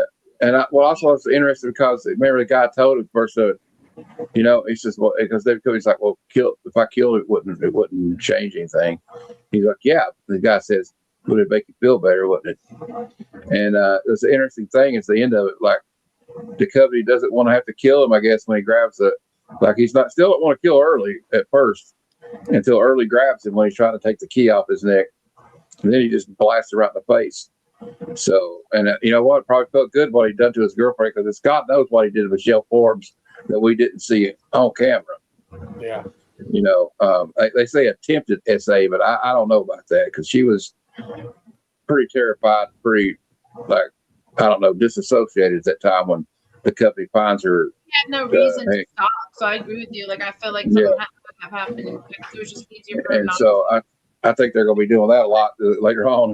Whatever happened off after the movie ended, but but I do like the road aspect. But then, I feel like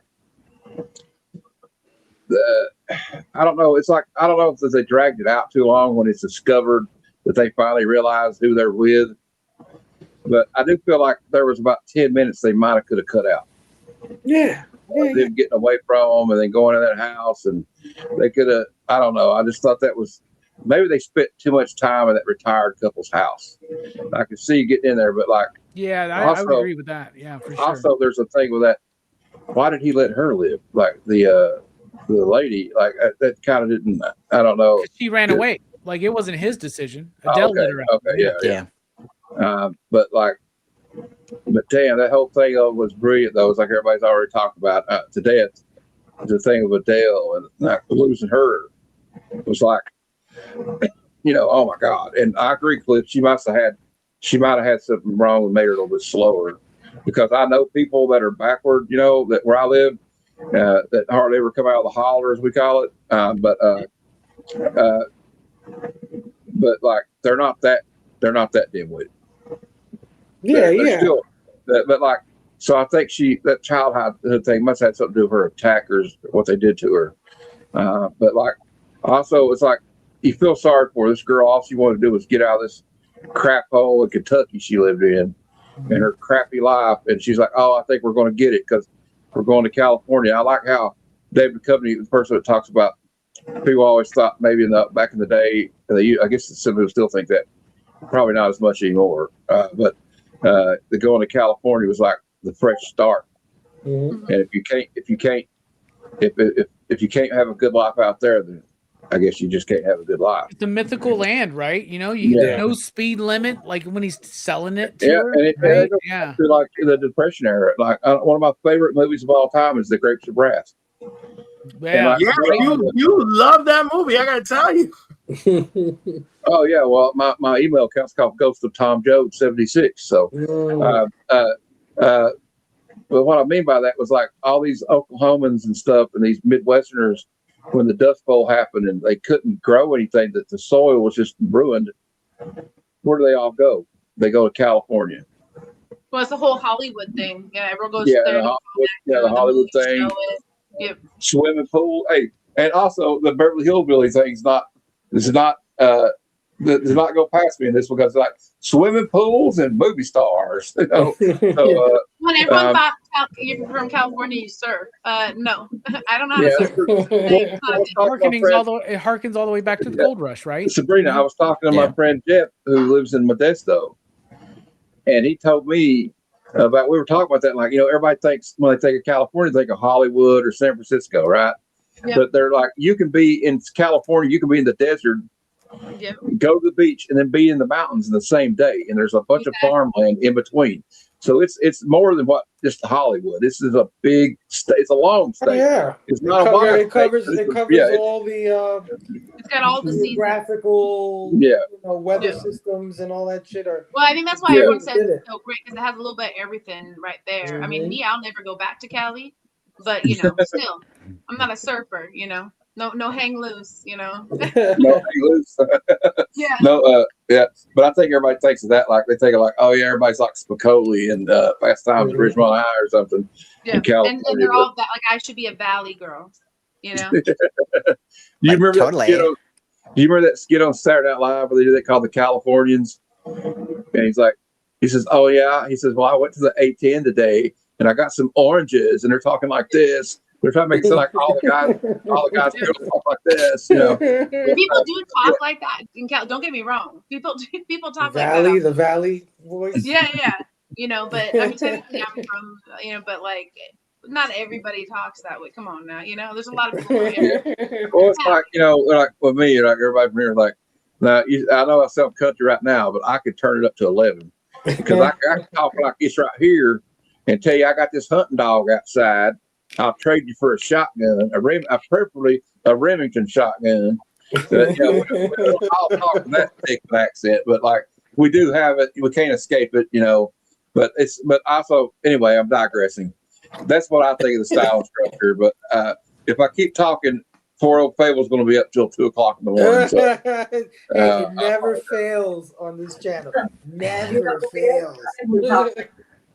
Working at design. Chad, style and structure, my brother. I think the style was really good. Definitely 90s, right? Definitely 90s. Yeah, all the set pieces. I think they did a good shot of showing like time, like the passage of time. Not necessarily, you know, the stops or even where they were. You know, that would have been a good piece to add in there, like Robbie was talking about. I would have liked to see that. The structure is where it gets me. Like I kind of mentioned earlier, there's parts where it just seems like explosive, and then the tension lets off, and it's like no one's aware of anything, even though, you know, this horrendous shit's going on, and Carrie kind of has inklings of what's going on. But then it picks back up, and you know, the resolution of it was crazy. With the nuclear fallout site, the set pieces on that were really cool. In that part, they definitely got the tension right. And the explosiveness, like that part was definitely warranted. But yeah, I didn't feel bored. You know, I felt there was some dialogue and some things that, you know, could have been used for other things, but I enjoyed it. Yeah. Oh yeah. You know, I do think it had a good flow to it, even though I watched it on Tubi with commercials. Yeah, me too. Me too. Like, you can't find this movie fucking anywhere, dude. Yeah. Cliff, style and structure, my brother. Grim, violent, and honestly, I thought it did a good job of feeling kind of real. You know, like you know, I mean, I was not too wrapped up in how 90s it was. You know, I was really happy with the performances. Obviously, Michelle's performance is the winner here. This is why she did not get a spin-off Star Trek series, because they thought the homegirl was going to Hollywood to make it big, and I could see why. She's so good in this role. This is her first feature, right? Yeah, right. And you know, and like and Star Trek Next Generation is just around the corner, and like she would have been the star of Deep Space Nine, you know, and you know, Hollywood was a calling, and then Hollywood hung up real fast. And Deep Space Nine went on with it. Like, I feel real bad about that, but I really enjoy this. And I don't know. There's so many weird things that I appreciate about this. My God, the way he left Adele's body with her hands, with the cactuses, with the cactuses. Like, my God, and like the childlike manner of her and the old woman. She's like, you know, but she lets her slip out. Dude, and I love the tiny little bit where like they put the cactus thing over and over in your head. They like pound it. And then they briefly mention it at the end when she's like, I took one from my mom's house and I wanted to bring it to California to plant it in my new home. She always wanted to go back home. Man. Yeah. That's what's so fucking sad, dude. Mm-hmm. Yeah. It's just like I said, she's so designed to break your heart. But like, I don't know, like I don't know what my expectations were or whatever. But like I was just like this is my first time watching. I was fine, you know. I wasn't thinking about I would have trimmed this or anything like that. I was more so I was like, oh my god, this guy is such a wild ass mess. This is like what an intro to this film. And then immediately I'm like, all right, David Duchovny is kind of a dumbass. And then just the rest of the movie, I'm like, sir, you are detached. I think you need therapy. Like you're a little too cold. I was like, you're the evils of rationale, right? Of logic. Okay. And which, by the way, Star Trek Voyager covered this in an episode once about that's the flaw of logic. You can use it to rationalize anything. Right. And he was doing everything in his power to rationalize to Carrie, no, this is fine. No, you're making too big of a deal about this, you know? And off we go. I'm like, no, homeboy, there are red flags all over the goddamn field. And some of those red flags are bloody. Like, what is happening? I don't know. I'm too much, but I love how this movie is well shot, but not glamorous, you know? And the movie like sits in dustiness, griminess, all of that, right? Yeah. And I also, I don't know, maybe because it's a music director, I do like the way it's framed.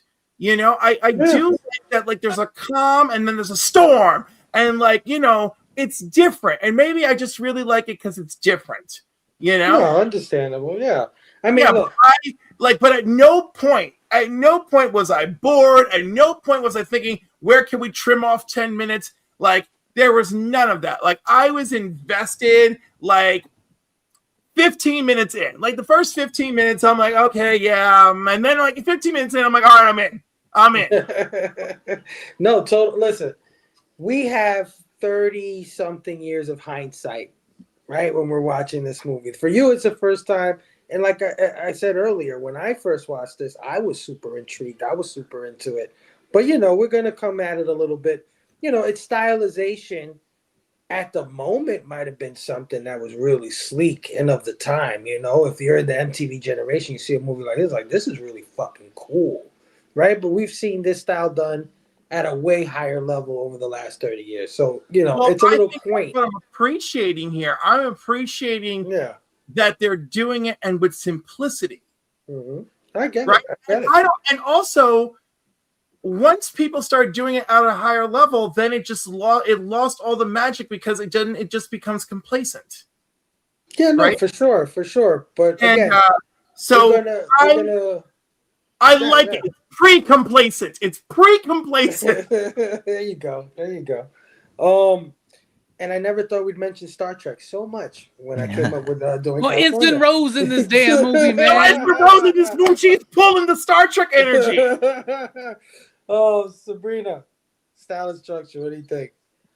Yeah, I'm gonna go with the unpopular opinion. I like the style and the structure, like I said, and I have seen this previous. I'm now, about a little over 25 years or so since I've seen it, but. Mm-hmm. It did what it's supposed to do. You know, it's normal for us all to want more and, you know, need more from something. But and even going to the writer not necessarily liking it, I don't know that I care, to be honest. I know we always want things to be this way and that way, but like this is the director's perception of her writing. So if she doesn't appreciate that, I mean, someone took the time to really enjoy your writing and then produce this. So I don't know. I think it gave exactly what it was supposed to do. It was very artsy in the way that it was like done almost like an album. Like I felt like if you did an album, you did a music video for every single song and tied them together with the same theme, which some do. It almost played out like that, like a quilt, so to speak. You know, all these moments and clips could be their own thing, but then you put them all together and it built this really cool serial killer tour vibe that wasn't a thriller or a horror film. It's not supposed to be that. So if we gave them more killing, more death, more this and that, it almost becomes a little bit like in the time everything was done up, everything was higher and escalated than it needed to be, taking away from the realism of it. So for me, it would have become a little bit corny, a little bit cheesy, which is fine. I love horror films for that. I mean, that's you want them to not feel like they can be real. But let's be honest, back then people did not know. People were oblivious, by nature. Like, we don't always pay attention to our neighbor or what's going around. It was the whole stop and smell a rose, thing before cell phones were a thing, right? Because even now I feel like we're even more displaced. But back then, it was like, take a moment to actually see what's around you. Ryan was thinking, I'm writing this book. Even Carrie wanted to film. I mean, we can say she was the only one voice of reason, but she didn't really walk away from it. She couldn't, right? There would be no film. She loved him, and she totally could have gotten, at the one point where she could have, it was too late, and she couldn't. I mean, they were compromising each other in a lot of ways, even though she made him feel like, oh no, this is all you, and I didn't give a shit about. She's lying. She said she would have done everything to get his ass off. Get him off his ass and out to California. Okay, so she compromised for him. She compromised for him, and he compromised for her because he didn't want to go to California. He's doing it for her. He said, "Okay, I'm gonna do something. I'm gonna get something out of it." Nobody wants to see their partner at home doing nothing, dwelling over a book, and then annoying the hell out of me every night with that freaking woman getting killed. But this just further proves that's my point, though, is like everything was done the way it needed to happen for you to feel something from this film. They needed to be that way because in real life there is no script, there's no Bible, there's nothing. If I love my man, I love my man. Don't matter what he does, right? I've been married for about 15 years, Cliff. I'm gonna tell you right now, you're gonna do some shit that you probably don't want to do. But I'm on 18 years. There you go. In the end of the day. A happy life, happy wife. What they say, happy. That really is. There's something. You need a little bit of spice. You need a little bit of spice, a little bit of adventure. I will be the Carrie in my relationship, and unlike her, when I say this shit is over, it is over. I will not Brian. I will not. No. I will not. She did when she almost died. But yeah, I know, but like that's too late. Like the first red flag, I would Brian the fuck out, and we need to take over me driving the car, and I'll be like, we're out. Yeah, she's not. She can't. She has a little bit of blame in it because, after all, look what she did to George Costanza. She got him to get him the big salad, and she didn't give him credit for when she gave the big salad to Elaine. And she didn't give him credit for buying it. So I'm just kidding. I had to throw that in there. How dare you, sir? How dare you bring that up? Well, I was like, how dare you mix Steinfeld into this? That was her goal. So I just feel like totally forgot that was her. For each person to be a little bit selfish by nature. They each had something they wanted to do. Yeah, exactly. I agree. Adele, with the cactus of the mall, we might not have known originally her intentions, but everybody had a reason they needed to do this trip. So I just feel like it was just a bunch of, a lot of movies have done it where they follow characters separately, and they do it well, and they kind of combine them together. But I think this is like one of the few films where you follow them separately but together, and it's kind of crazy to see. Or like even together in different ways, where it's like, 2 girls versus 2 boys versus girl boy, whatever, mixing it all up, And then at the end, like, what is Carrie's real motivation? Did you really think she's photography? She's photography anywhere and everywhere. Like, I'm not saying that she knew she needed to be a part of her motivation. Cliff is her man first and foremost, making him happy. And second of all, for her man's book. You know what I mean? But she had altered, she wanted to be a photographer, and her opportunities that lie in California because she wasn't making it in the little rural town that she's in. They don't understand her art. They're more open-minded in California. She is compromising and getting something out of it. And the beginning of the film, they build that into it. You guys forget she's the one who really wanted to go to California by the end of it, whether it was because he wanted to or because of whatever. She was the one who was like, fuck it, let's go. Because your woman's always going to be that one to do that. Yeah, but she wanted to go to California with a C. And David Duchovny didn't understand that, so he went to the other California. Yeah, well, he turned it into California. You say, you see that, bastard? You see what happens when you spell things wrong? Yeah, this movie should have been called California. I don't want to nitpick, but Louisville is not a rural community. It's a big ass city for Kentucky. But anyway, well, they want you to feel like it's Well, you know what I mean. It's not highfalutin as like you're not going to get a lot of photographs, artistic photographs published in Louisville, Kentucky, though. So that's why, especially that kind of shit, right?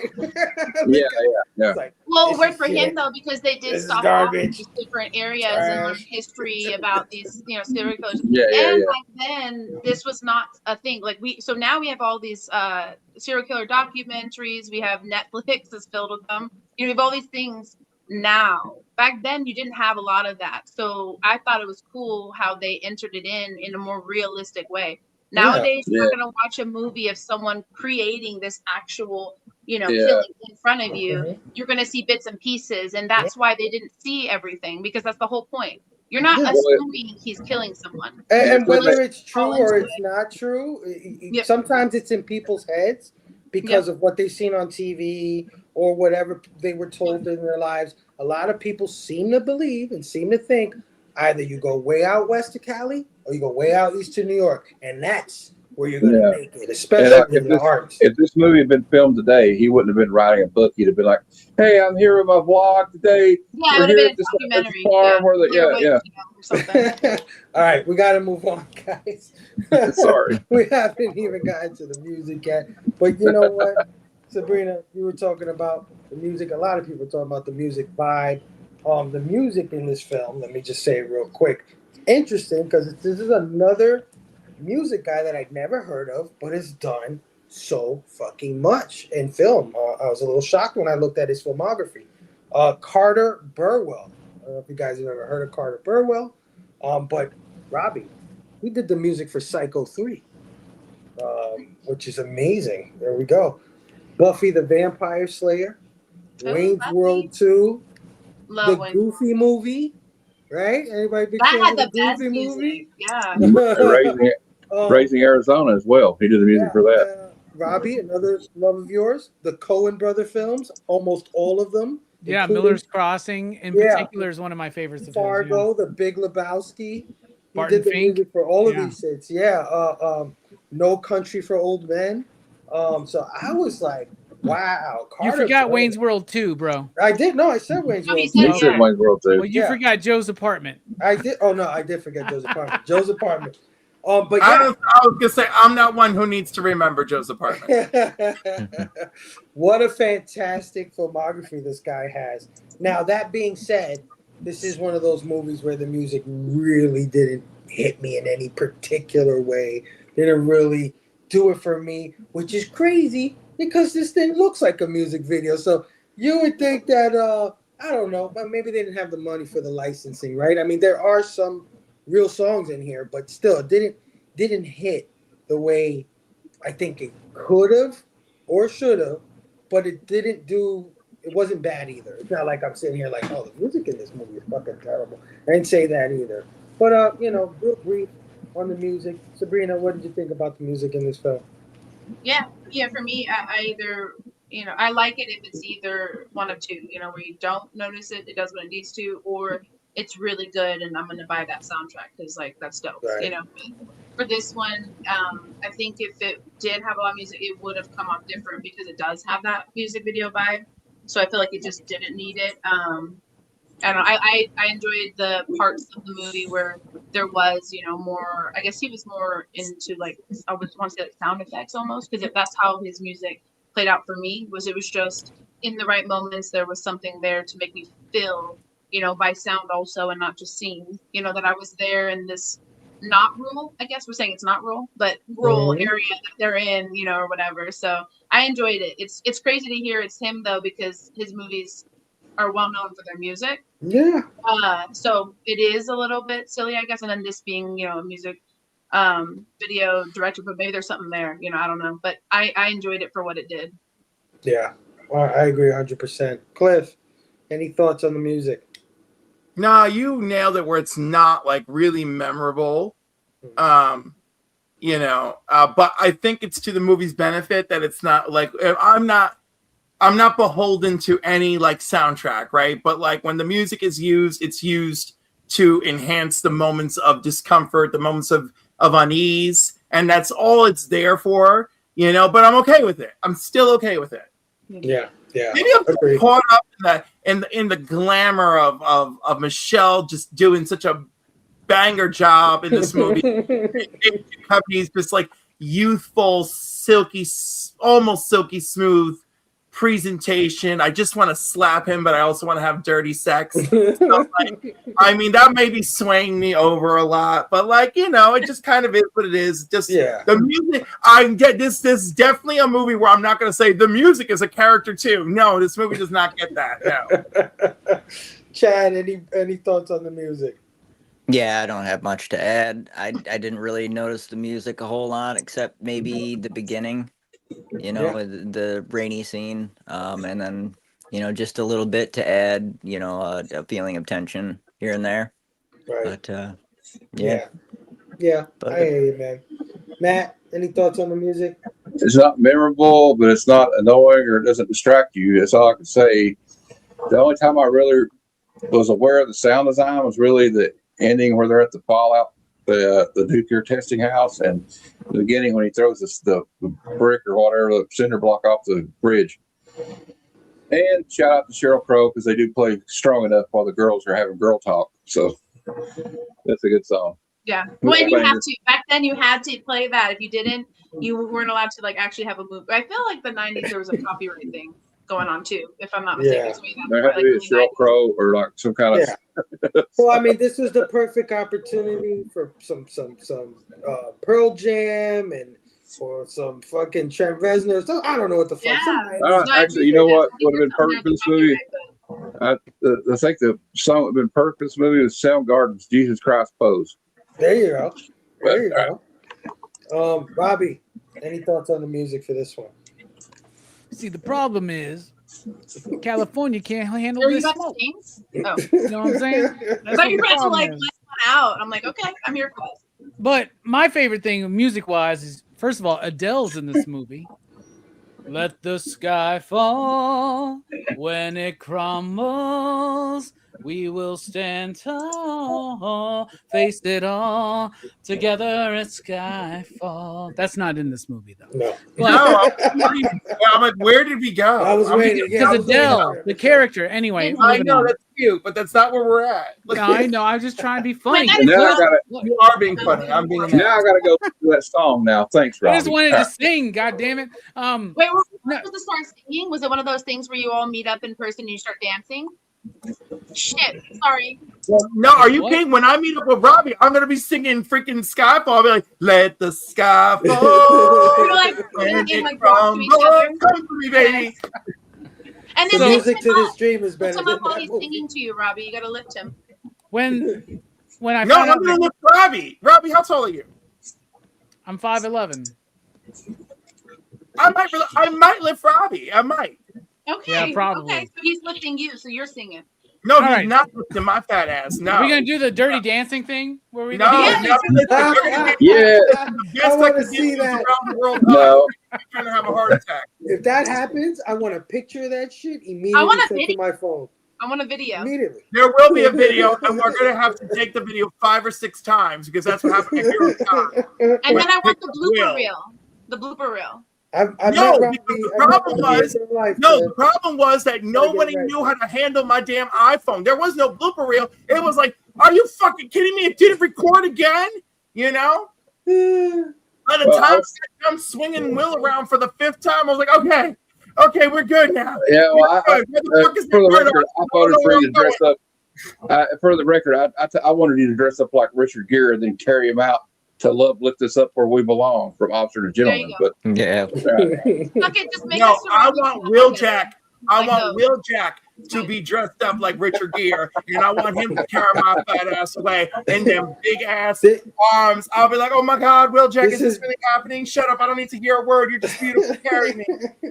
This is how music goes from like a 5-minute thing to like 20 minutes. Yeah, no shit. All right. So I would say like knowing that Carter did this is like slightly disappointing, but not in his ability. I don't think it's him.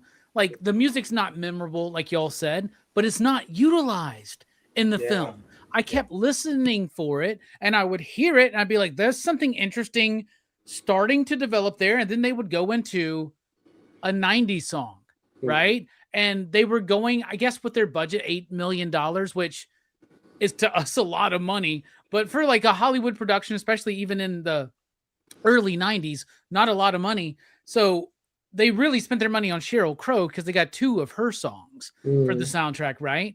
But She was giving away for cheap. yeah, and I think no, at that point though, Sheryl Crow was pretty.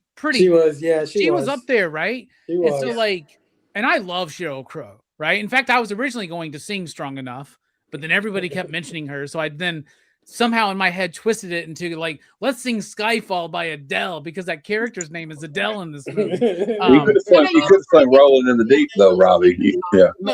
What's crazy is, so what I'm just trying to say is that I think that the score gets undercut by the use of trying to use hip 90s music that's not, it's not, if this movie was made a couple years later, White Zombie could have done the soundtrack, you know, but that's before we get into that. It's doing something different. It's actually used, it's so weird because it's trying to use like light, slightly indie, easy listening 90s alternative kind of music in a movie that it doesn't fit in.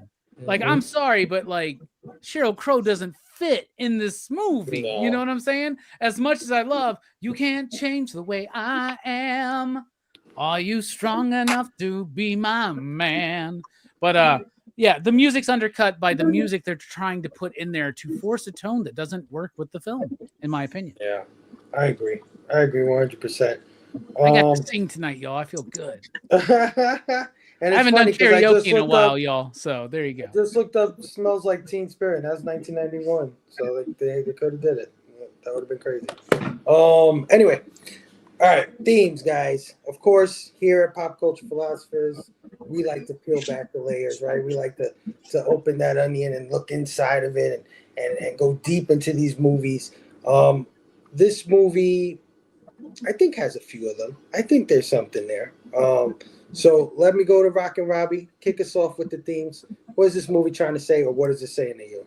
Well, it's saying a lot of things, right? First of all, it's talking about abuse, like domestic abuse. It's talking about that class system, right? It's talking about North versus South, even. Like, we could really like just get it as simple as that, right? Because the idea, or it's not a North versus South thing. In America, we kind of understand what that means, but like the idea that like if you're redneck and you're from the South, by the way, rednecks are fucking everywhere, right? I've seen rednecks in the North, in the West, you know, all over the place, right? I'm in Alabama, right? So I understand, right? Like what people think of people from Alabama, but I also understand what people from Alabama think about people from New York, Phable. You know what I'm saying? And it's an oddity down here to have an Alabamian who's obsessed with New York and shit like that, right? But to me, that's a big part of this movie is the idea of the haves and the have-nots, but how similar we are. It's not rich versus poor in this movie. That's how they want you to think of it. But what it is it's city versus country, right? It's education versus uneducated. It's conservative versus liberal. Like they're playing with that. If this movie came out today, people would be like, why is this movie so woke? You know what I'm saying? Because you can obviously see what's going on here. But what I love about the movie is, as I said before, the reason why Carrie and Brian need people to go on this trip with them is because they can't afford it. But we would think that because they're artists, a writer, a photographer from like the city, and all this shit, they're writing a book, he's got a book deal, you would automatically assume opulence and wealth and lush living and shit like that. Just like they would assume from the moment they see Early and Adele that they are poor, well, like ill-mannered, like we all have our assumptions. But what I love about this movie is it's showing how similar they all are. Yeah. Like at the very, very end, the movie is trying to shoehorn its own, like, this. I think this is a Hollywood thing, but they have to do this at the end where he's like, David Duchovny's like, anybody has what it takes to kill somebody, but the difference is how you deal with the guilt and the remorse, right? That kind of a thing. But like, even that shows us like, what's the difference between, and I love the idea that David Duchovny's character is trying to figure out what makes killers kill. And then he gets put in a situation where, like, bro, sometimes chaos is just chaos. There we There go. is no Yep. reason Yep. for chaos. So I love that it's playing with the idea of how different certain people can be, but no matter what the divide is, whether it's left, right, blue, red, there are more similarities than differences. If we would just focus on those more, we could probably build something better, but we constantly play into what others would think of us and then expect others to play into what we think of them. Yeah.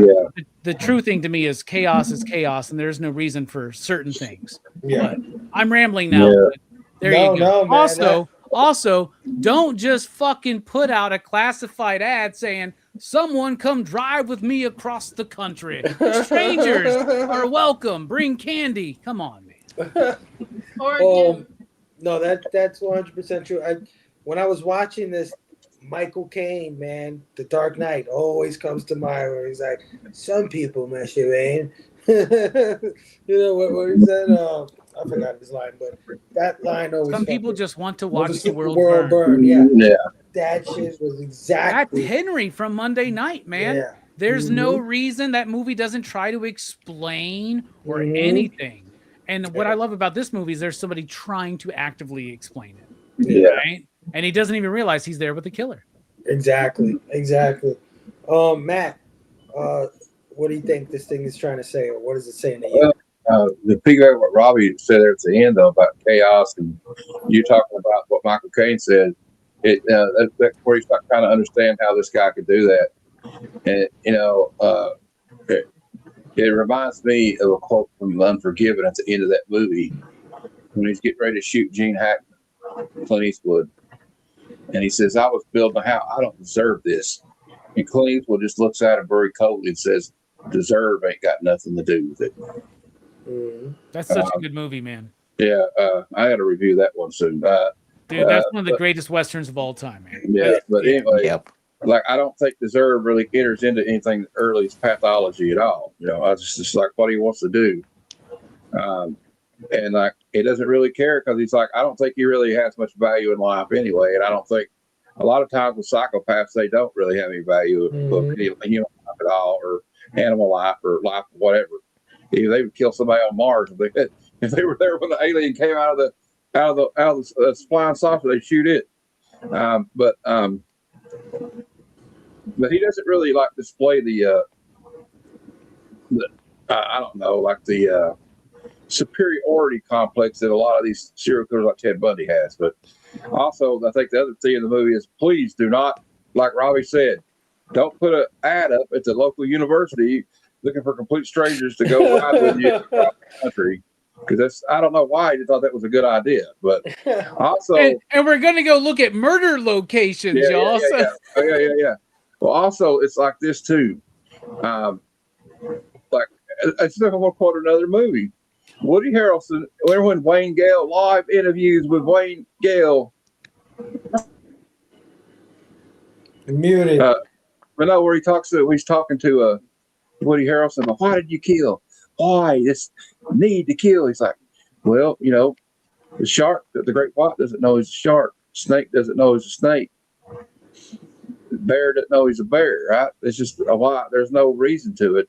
Right. There's no explanation. Like, even the biggest the greatest pathologist or mind hunter, they call it, the FBI, would tell you that there's no way to get in these people's minds because you can't possibly think like that. Right. And so it's kind of like a hubris. He's got a hubris to him. Like, he's like, this guy's so arrogant. He thinks he's so smart, but he's got all these killers figured out. And like, he doesn't even realize he's riding with the killer the whole time. Right with the killer, yeah. He's not as smart as he thinks he is. So it's very interesting in that regard. Well, look at that moment where, like, Brad Pitt's character wants to give his thoughts on the Black Dahlia murders, and David Duchovny's kind of like, I'm playing along with this or whatever, but he's actually recording a killer, yeah, talking about what he would think about a kid. Like, it's crazy, man, when you really think of it. Man, maybe this movie's better than I thought in the beginning of this show. 2 hours. But like he's, I'm like, the movie's pretty solid. Yeah, it is. and also I think I think he underestimates Early, like because of his education. But Early's not dumb. He knows what he's doing. He's got the wool pulled over his eyes. He's got Brian, and I think Brian's kind of attracted to that. Like he wishes that he could be more like this reckless masculinity a little bit. He wants to be a little bit like Early, the way Early handles that situation in the bar. I agree with you, but I also think Early wants to be like Brian. I do. I agree. I think we all want to be right. like each other. Yeah. Except for Carrie, Yeah. who just wants to get the fuck up out of there. And in a weird way, Brian and Carrie are kind of like their surrogate parents or older brother and sister, because I think Cliff was saying about Carrie especially, and it's got this. It's just an interesting relationship of like I think that's why he hesitated to kill Brian and just knocked him out, because he's like, well, he couldn't write his life off as quickly, although he's a very impulsive killer, which that's kind of, but honestly, that's kind of a plot hole too, because he couldn't bring himself to kill Brian, but he didn't have no trouble. He couldn't fight the impulse to kill Carrie, not Carrie. I mean, Juliette Lewis's character, which I can't remember her name all of a sudden. But it's like, I don't know. It's just like, it's an interesting mindset to be in. Like, I think some people that are maybe what we would call David Duchovny is he's too book smart and not enough street smart for his own good. And I think that's what I think the real thing of this movie is. Maybe there's some things that just aren't meant to be understood, and maybe I don't know. What am I trying to say? I'm trying to say, all right, maybe you don't want to. Maybe be careful what you wish for. Maybe you don't, like when you're actually face to face with an actual killer. You're not gonna. It's not gonna end up the way you think it's gonna be. So I don't know. It's kind of like, I don't know. I don't know. I'm not making any sense now. So we'll go on. You know what I'm trying to say. I know what you're saying, man. I know what you're saying. You said it, and then we all do this. We say it, and then we just keep. Yeah, we don't think we got it. We don't keep going, and hopefully you can tie it back together. Yeah. At the end, and it makes. And all of a sudden, we're like Teletubbies. I had a thought, and then it just Deep Space Nine. It went away. Wait, I got it figured out now. Barney and Friend. I'm just kidding. All right. No, there you go. Right. Chad, what's this movie saying? What's it saying to you? I think you guys covered quite a bit of it. Yeah, to me, it's kind of a case study in the divide of these kind of two different classes, right? And I think Robbie hit it on the head with educated and uneducated. Yep. Even in that little Black Dahlia thing, like he's mispronouncing the words, and Duchovny's like, he's not being pretentious, like totally. I mean, he doesn't like put him down and snicker at him or anything. He just corrects him, and he's interested. And I think that's interesting. Is the dynamic. They seem to be interested in each other, except like you said, Carrie, where she just wants to get the fuck out of there. Dude's picking his feet at the table. Like, I'd have been doing a hell of a lot more than just giving him a look, right? Like, that's fucking gross.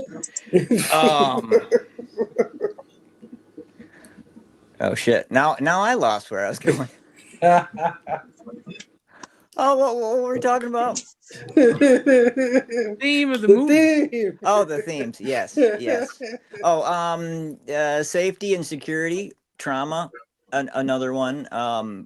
With the trauma, Adele's character, like, I think that's why she stays with Early, is that sense of security. Even if it's one guy who's sweet to her most of the time and, hits her here and there, at least it's one person, as opposed to the brutalization that she's endured before, or the other traumas, and then looking the other way.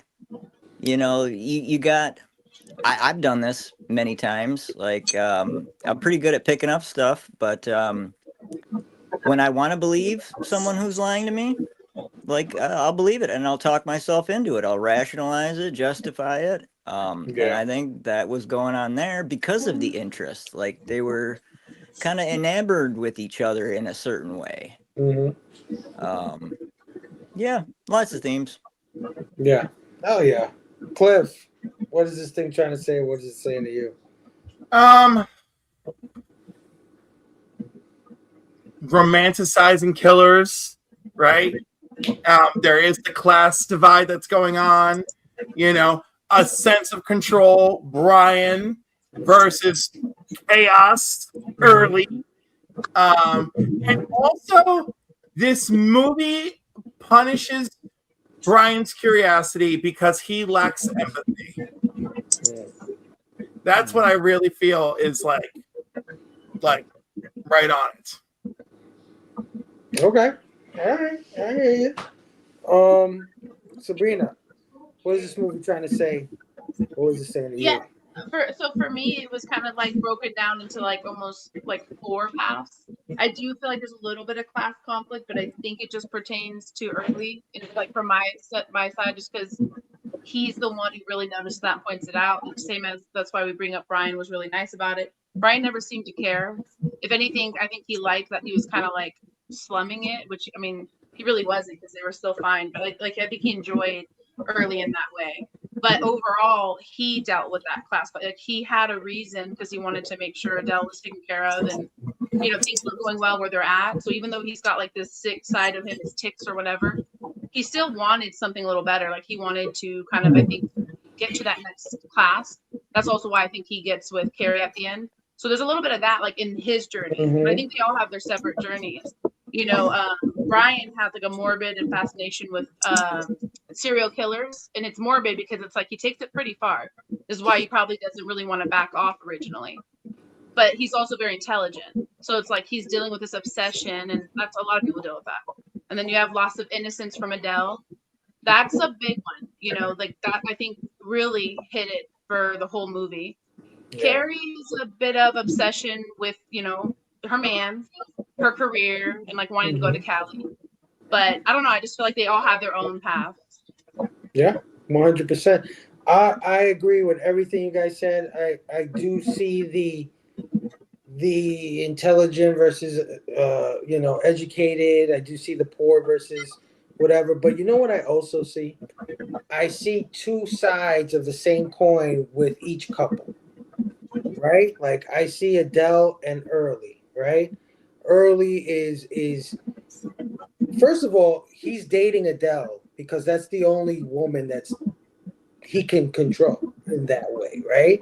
Like he was like her hero. So I feel like it's like a hero mindset. She's the only one dumber than him. Because anybody with a brain wouldn't fuck with Early, right? Like, you know what I'm saying? So she's I know trauma bonding does a lot though. Yeah. He picks her for that reason. And then when he sees the other couple, I think there's a little bit of shame there, right? Like, we got to straighten up here because these people, you know what I mean? And kind of like trying to get into their world a little bit, but at the same time being like, oh, these fucking yuppies, they don't know how to live or whatever it is. They're definitely more sophisticated couple than those 2 are, yeah. But I also think it's the 2 sides of the same coin. So like Early is really sadistic, and he is mean. He does mean shit. I mean, he hits Adele. Who can hit Adele? Who can hit her? Right? Think about it. She is such a sweetheart. But something she does be like, mama. You know what I mean? Smacks her. He is mean. She is super sweet. Right? She is so kind. So they're of the same ilk, but totally different in their own whatever box, subclass, or whatever you want to call it. Same thing with David Duchovny and Michelle Forbes' character. She is very she can be a little bit closed-minded, right? She might be right. But at the same time, she's not giving shit a chance, kind of, right? Whereas David Duchovny's like, come on, what's it? Laying up, you don't know. These people might be great people. And any other instance that would have been all right, but like this guy, No, for sure. I mean, but that's the interest of this movie. That's why this movie is as exactly. good as it is. But the point is that not only is it a divide between the two couples, there's a divide in the couples themselves. The way they approach, they're from the same world, but approach things in a different way. And I think that's very interesting. But yeah, I would say it definitely is something about, just the opposites, but also how they intertwine as well, right? How they can affect each other and mold each other and change each other's lives. Because I think they ultimately, I mean, Adele and Early didn't survive, but for a second there, they were changing, right? Like Adele was being more open. Early was he didn't seem like the type of person that would spare anybody, but he was sparing Brian, right? He really liked Brian. He really liked Brian, when he was joking around and Brian wasn't laughing anymore because it wasn't funny anymore, he's like, "What's wrong with you, man? What's wrong with you, Brian?" Like, I think Brian was like his ticket to that next class. Yeah. I think that's what he saw him as. So he needed him. Yeah. And then by the end of it, he saw him for who he really was. Yeah. So. Yeah. All right, man. We went 2 hours and 15 minutes on California. I did not expect Again, longer than the movie. Oh, Which I like that no problem. This is what we do here. This is what we do. So let's score this bad bitch. Yeah, I don't know what I'm saying. I'm fucked up too. I'm going off things. Let's score this thing and get the hell up out of here. Sabrina, out of 5 possible backlogs, what are you giving California? I'm right. 3. It's a solid 3. I like the movie a lot. There's a lot of reasons, like I said, but it's just not like going to be something I'm gonna go back to, every Christmas or Right. something. So it's gonna stay a 3. Yeah, I agree. That's a good score for this one. Cliff, out of 5, what do you give this thing? I'm gonna be just the tiniest bit more generous because I felt like the performances were strong. There was some realism. The psychopath can be a little bit in love with the girl. Yeah, of course. I think he was too. I think he loved her. Yeah. He was her hero. He saved her. It's like the whole thing, serial killers love to be seen as a hero by someone, I would assume. Everyone else thinks he's a murderer. She didn't. No, it's terrible. He could have been like, yo, this is enough. But no. Well, I think there's something with his mom and dad. Well, anyways, but there's something with his mom and dad. We know there's something there because Brian kept prodding him. He wants her to be in line, do this, you're a robot, Stepford wife of Kentucky, Yeah, but he's a lot like Randy Orton, I don't know if you get that reference, but I hear voices. I heard this in my head. I like that this movie was just a little bit out of the box, especially for 1993. It's not the greatest movie ever. I may watch it again. It's not like these other films that people have made me watch. I'm like, this is well done, but I'm not watching it again. Henry again. That's never going to happen. Henry, I'd be like, listen, I respect Henry for what it is. I am not watching that again. It's got to be a fine-ass man who wants to watch it to get me to watch it again. But, okay, I'm going to do 3.5 you digs. There you go. Okay. I hear you. Chad, out of 5, what are you giving California? Okay, first off, since Cliff just said fine ass, I want this cleared up. All right. Why the fuck did Brad Pitt have to get naked? To dig the hole? To dig the hole. But then he didn't bury the motherfucker. Brad Pitt who doesn't get naked. Why did he dig a hole and then leave him exposed? I know that was like that made no sense to me. Like if you were gonna take off your clothes because of the evidence, I don't know. Yeah, exactly. Like if you were gonna take off your clothes to get rid of the evidence, then you would also get rid of the body, so you couldn't find it. Mm-hmm. I'm just trying to make it work. Okay, it's laundry day. Laundry day. We're trying, Chad. We're trying. Anyways, I'm gonna go with Cliff too. 3.5. Yeah. There's holes in it, but I enjoyed it. I wasn't bored and stylized, and the great performances. I would watch it again, so I'm gonna go 3.5. Oh yeah. Matt, what are you giving California? Well, I'll tell you what. I think the cast. I give the cast an A plus plus.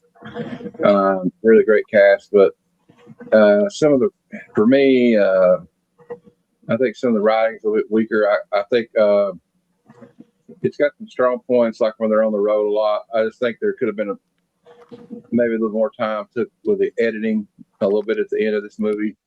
And I might have changed the opening. Although opening scene's kind of interesting misdirection, but I don't know.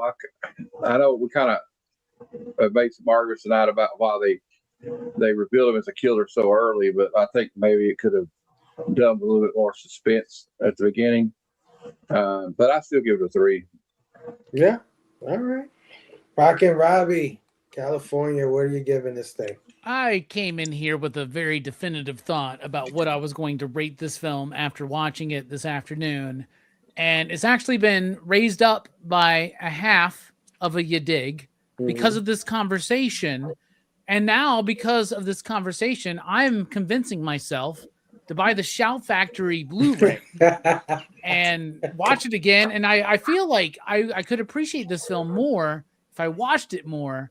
I would find bits that I loved about the film that made me oversee all the bad stuff in the film. In fact, going back to what we started everything with, which was a fucking 20-minute rant on Roger Ebert, right?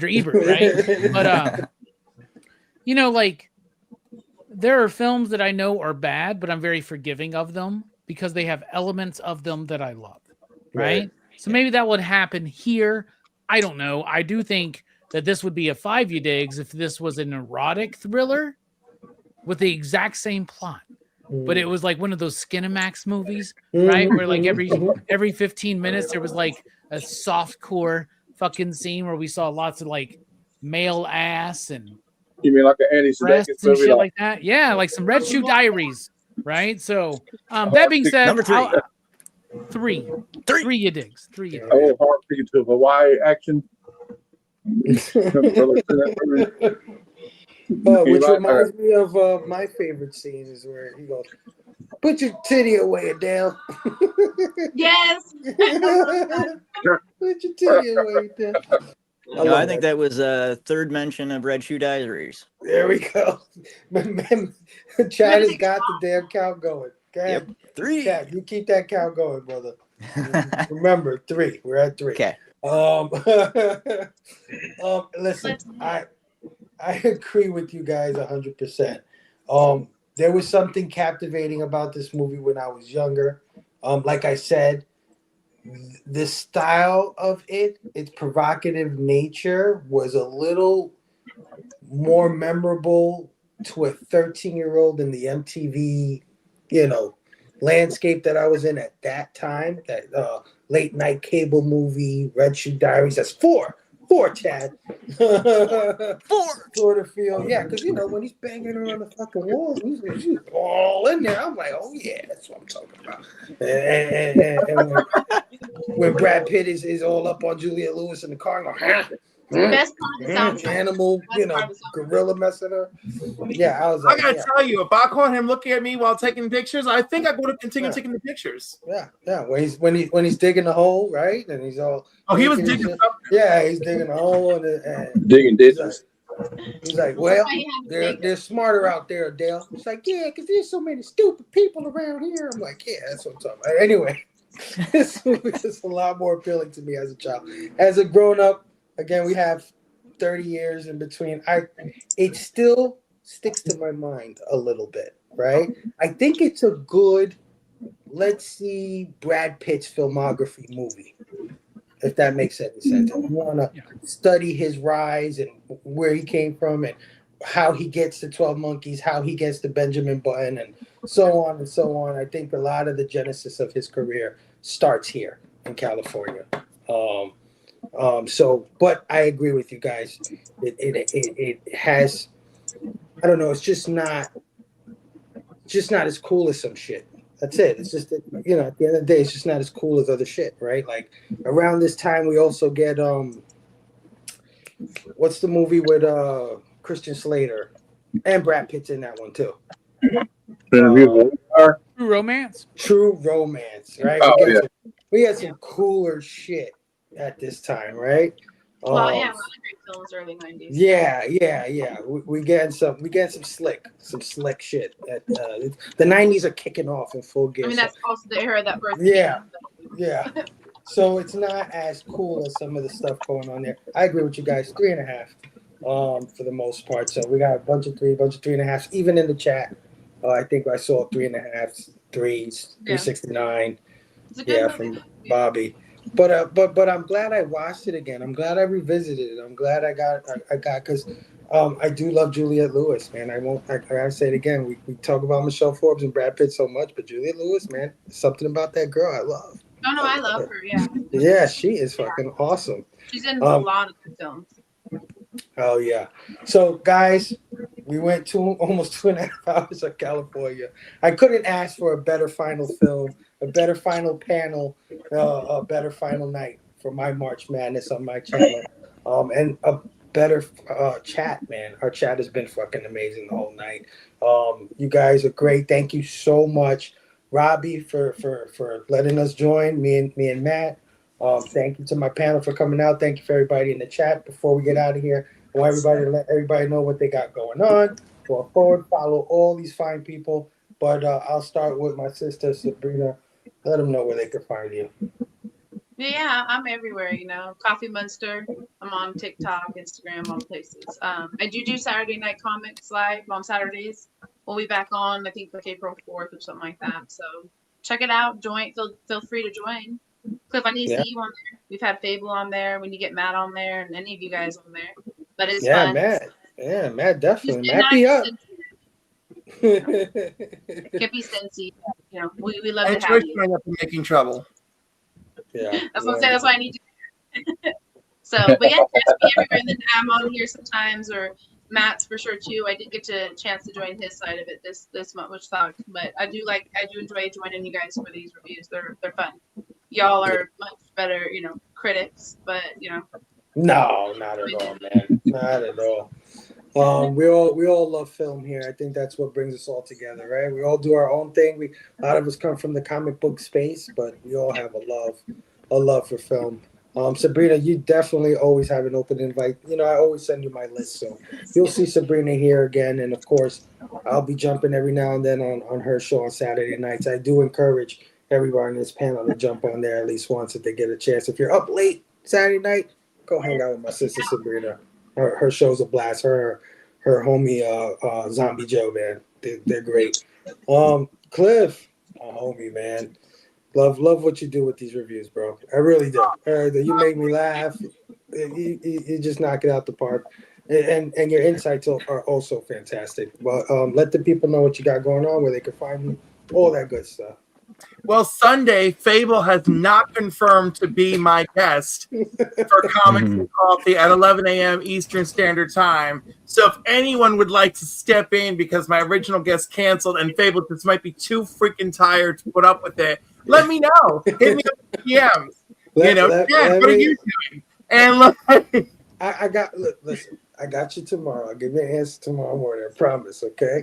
Okay, that's okay. No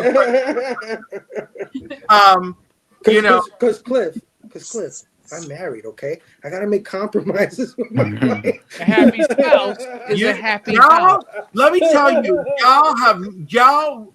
Every time I'm a little sad about being so old and single, y'all say shit to remind me that I am thrilled not to be trapped in a heteronormative lifestyle. And it's really sometimes it's not. Yeah, I'm just thinking, like, you know, I need a man. Like, let me tell you, whatever man I get, that man better have like a freaking what do you call it? Shoulders of steel, spine of steel. Nice. Let's go. Yes, that one was my super chat. I appreciate it. Yeah, no. I don't care who got it. That's awesome, Z. Thank you.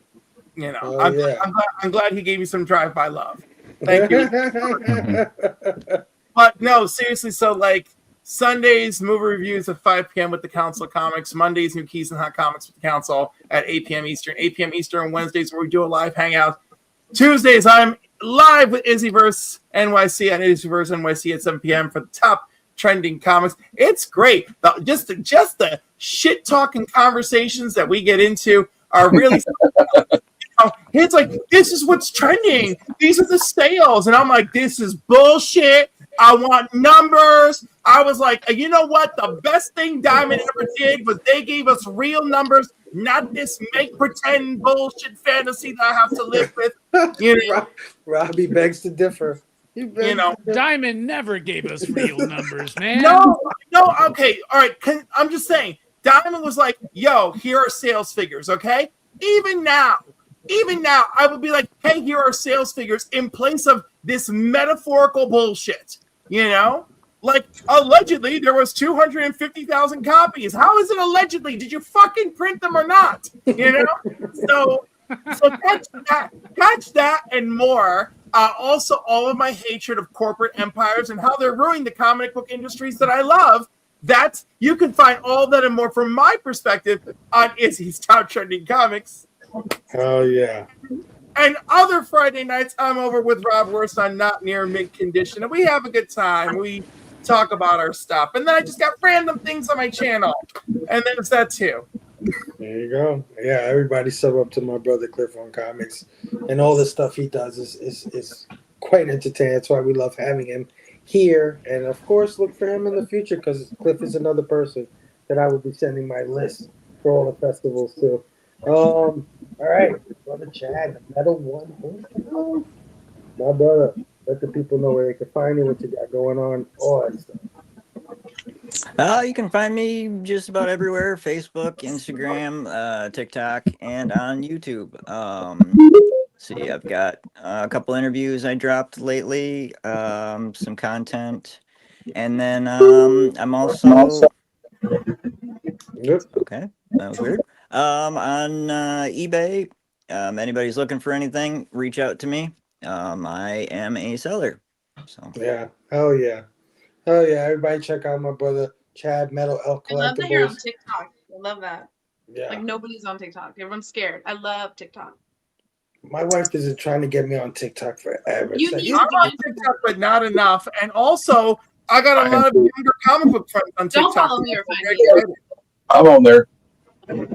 yeah, Matt's on there. Yep, for sure. Yeah, I love it. But Chad, it's always a pleasure having you on these things, man. I love that you said earlier that you love reviewing these movies. So we're definitely gonna do more of this stuff together, man. It's been a pleasure doing March Madness with you, homie. thanks. Oh yeah, Big Matt, man. Thank you, my brother. Thank you for joining us. Thank you for being you, man. Have me on the channel. I'll second that. This guy brought me back from the doldrums of almost leaving the community. I'm not gonna get into it. I don't talk about it. It's not a depressing thing, but Matt single-handedly put me back in. And I am so glad that one, he's my friend, and two, that he's joining us for all this stuff, and that we love so much of the same stuff. Matt, let the people know where they can find you and all, and what you got coming. Well, I kind of got my own television network over at Heroes for Hire College. You sure do. You can find me on TikTok. I'm also on Twitter. I'm on for X. I'm sorry, I'm gonna call it Twitter till the day I die. I don't care. Don't do it. I'm also on Instagram, obviously, and then I got a Facebook group called Heroes for Hire Comic Club that you're all free to join if you want. Some of you are already in there. Most of you, I think. Actually, probably all of you. I don't know. I think I might have sent it to Robbie or not. I don't know if okay, anyway, but I'll send you one, Robbie. It's just where we just hang out and drop links. And anyway, let's not talk about that. I got several shows. Sunday show's coming up more recently. Sunday Super Show Extravaganza. We go over the new comic book day previews, the new key issues of the week. But here, I'll give you a spoiler alert on Key Collector app. It could just be the continuation of a series, and I'll give you say it's an upcoming key. So I don't know about them sometimes. All right. But anyway, and they do make some mistakes. But we go over the trending comics of the week and like stuff like that. And we do this thing called Out of Context panels which is probably one of the funnest things I do. And then I got interview shows on Tuesdays at 7 p.m. Eastern called Comic Conversations, where I interview another member in the or just the YouTube community, any collector in general or YouTuber. I've aimed high before, got shot down, and sometimes we get some bigger names like Robbie, and we had comic tropes on there. But this week we're going to have Pete, the leader of Brenda Vision, will be on my. Oh, nice. Okay. Oh, yeah. And so it's just a casual thing. And if you want to see an example of it, just watch the one I did 2 weeks ago with Swarm of Comics. That guy, Randy's a really cool guy, really interesting guy. He's a metal musician too, and a comic collector. So two things I love, music and comics. But then Wednesday, I guess I'm back to my regular movie things. Since we're not in March Madness, I'm sad to see March Madness, going away. I had so much fun with you guys. I really appreciate you letting me in on it. But I got a full schedule this coming month, and I'll reveal it now if everybody wants to know. Next Wednesday at 9 p.m. Eastern, and y'all guys are invited to be on the panel. We're going to be reviewing The Way of the Dragon in honor of Chuck Norris. It's Chuck Norris versus Bruce Lee, one of the most epic fight scenes in all of Kung Fu movie or Hollywood history. After that, we're going to be, in honor of opening day in baseball, we'll be reviewing Major League, starring Tom Berenger, Charlie Sheen, and Corbin Burnson, and an up-and-coming Wesley Snipes. And in the third week of April, we're going to be reviewing Captain America from 1990, and we will ask the question: is this the worst Marvel movie ever made? I don't know. It's pretty close up there. And then we'll end out the month of April with a deep dive into the Rocky franchise. But when I mean Rocky, I meant part 1, 2, 3, 4, and 5. I just ordered the Blu-ray with all of them on it for actually $20. So that's a pretty good deal. So I'm going to get back into that. Actually, I'm leaning towards, maybe this is a hot take, but Rocky 3 might be my favorite Rocky movie. I don't know. We'll see how. That's only if you want to get inspired, just watch the scene where Rocky's like, "No, we'll just do it tomorrow, Apollo." And Apollo, tomorrow. Tomorrow, Rock. All right. And then, the Comic Lounge is 7 p.m. Eastern on Thursday. So that's a lot of stuff, and I need to stop talking. I mean, Rocky 4 is all right, but I don't know. I just like how we finally get the relationship between Apollo and Rocky kind of comes together in 3. It's not the best one. Actually, one of the ending is part 2, because he actually gets the win. But anyway, never mind. Sorry. No, it's all right. Listen, I love Rocky 1 and 2. I think they're probably superior films to Rocky 4, but I love Rocky 4 so fucking much. I don't know what it is. I love it. If he dies, he dies, and all that shit. I just love that movie. But anyway, Rocky Robbie, man, creator of March Madness. This is your baby, man. Thank you for having me and Matt on this year. I think this is the greatest March Madness so far, bro. I gotta admit, yeah. We set a high bar for next year, man. Yeah, next year I'm expecting fucking 8 channels involved.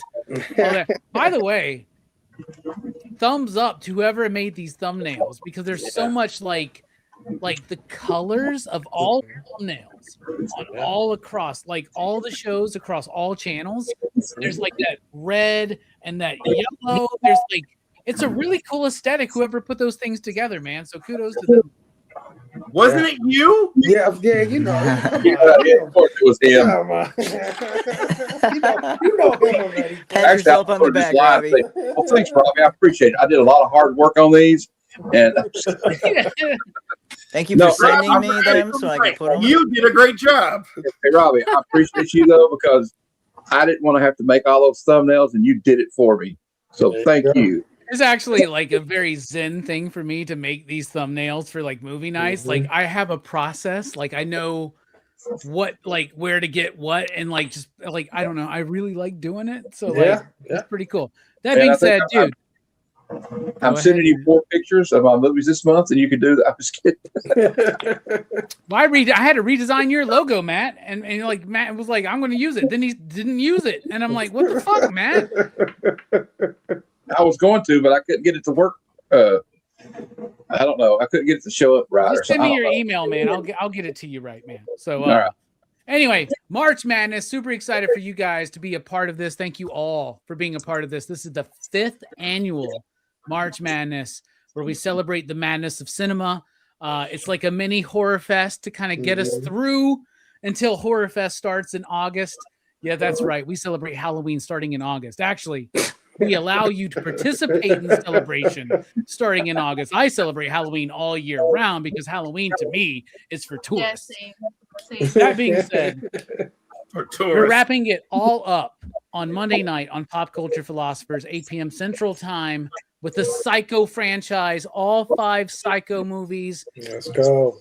Everybody, all the movies we all picked and how they all led up to this moment. I mean, it all led up to like the Norman Bates-a-thon, right? Like it had to do this. We've really nailed what March Madness is meant to be. I think so, yeah. So I'm ready for it, and I can't wait till next year when we do it again. And then 2 years from now, y'all just wait and see. That's the year where I just do all basketball movies. Okay? So get ready for that one too. Start thinking about your favorite basketball movies. But yeah, Station, ready. Pop, Pop, Boom, Phable, thank you for being a part of this journey. I love you. We'll see you definitely around Action Fest. Yeah. Right? Yeah. Right? I know Matt's going to be all up in Action That's Fest. all in Action Fest. Yeah. I'm already ready. And I guarantee you that 2026 is going to be the biggest horror fest of all time. So get ready, y'all. Oh yeah.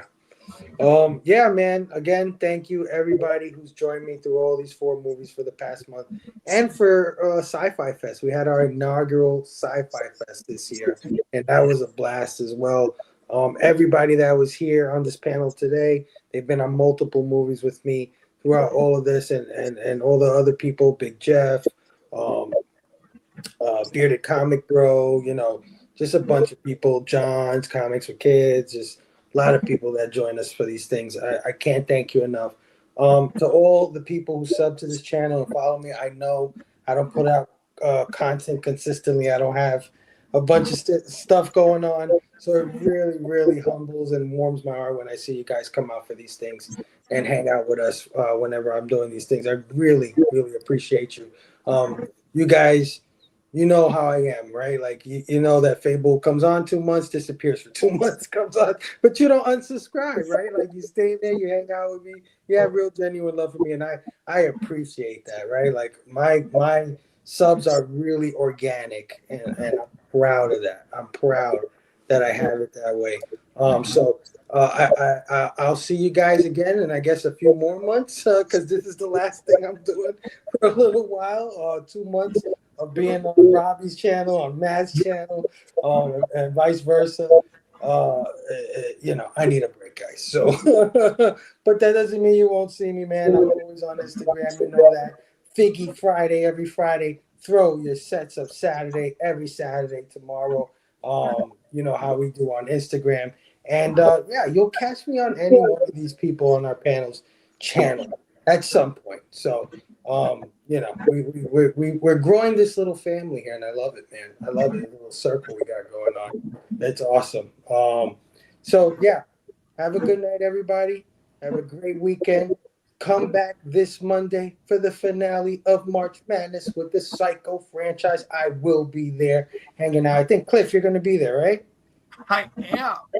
Yeah. I don't know how much coffee I'm gonna have out there. And Chad's going to be there as well. Chad's good. I Yep. was just about to ask Chad. We're Is going over psycho. there? Matt, you there?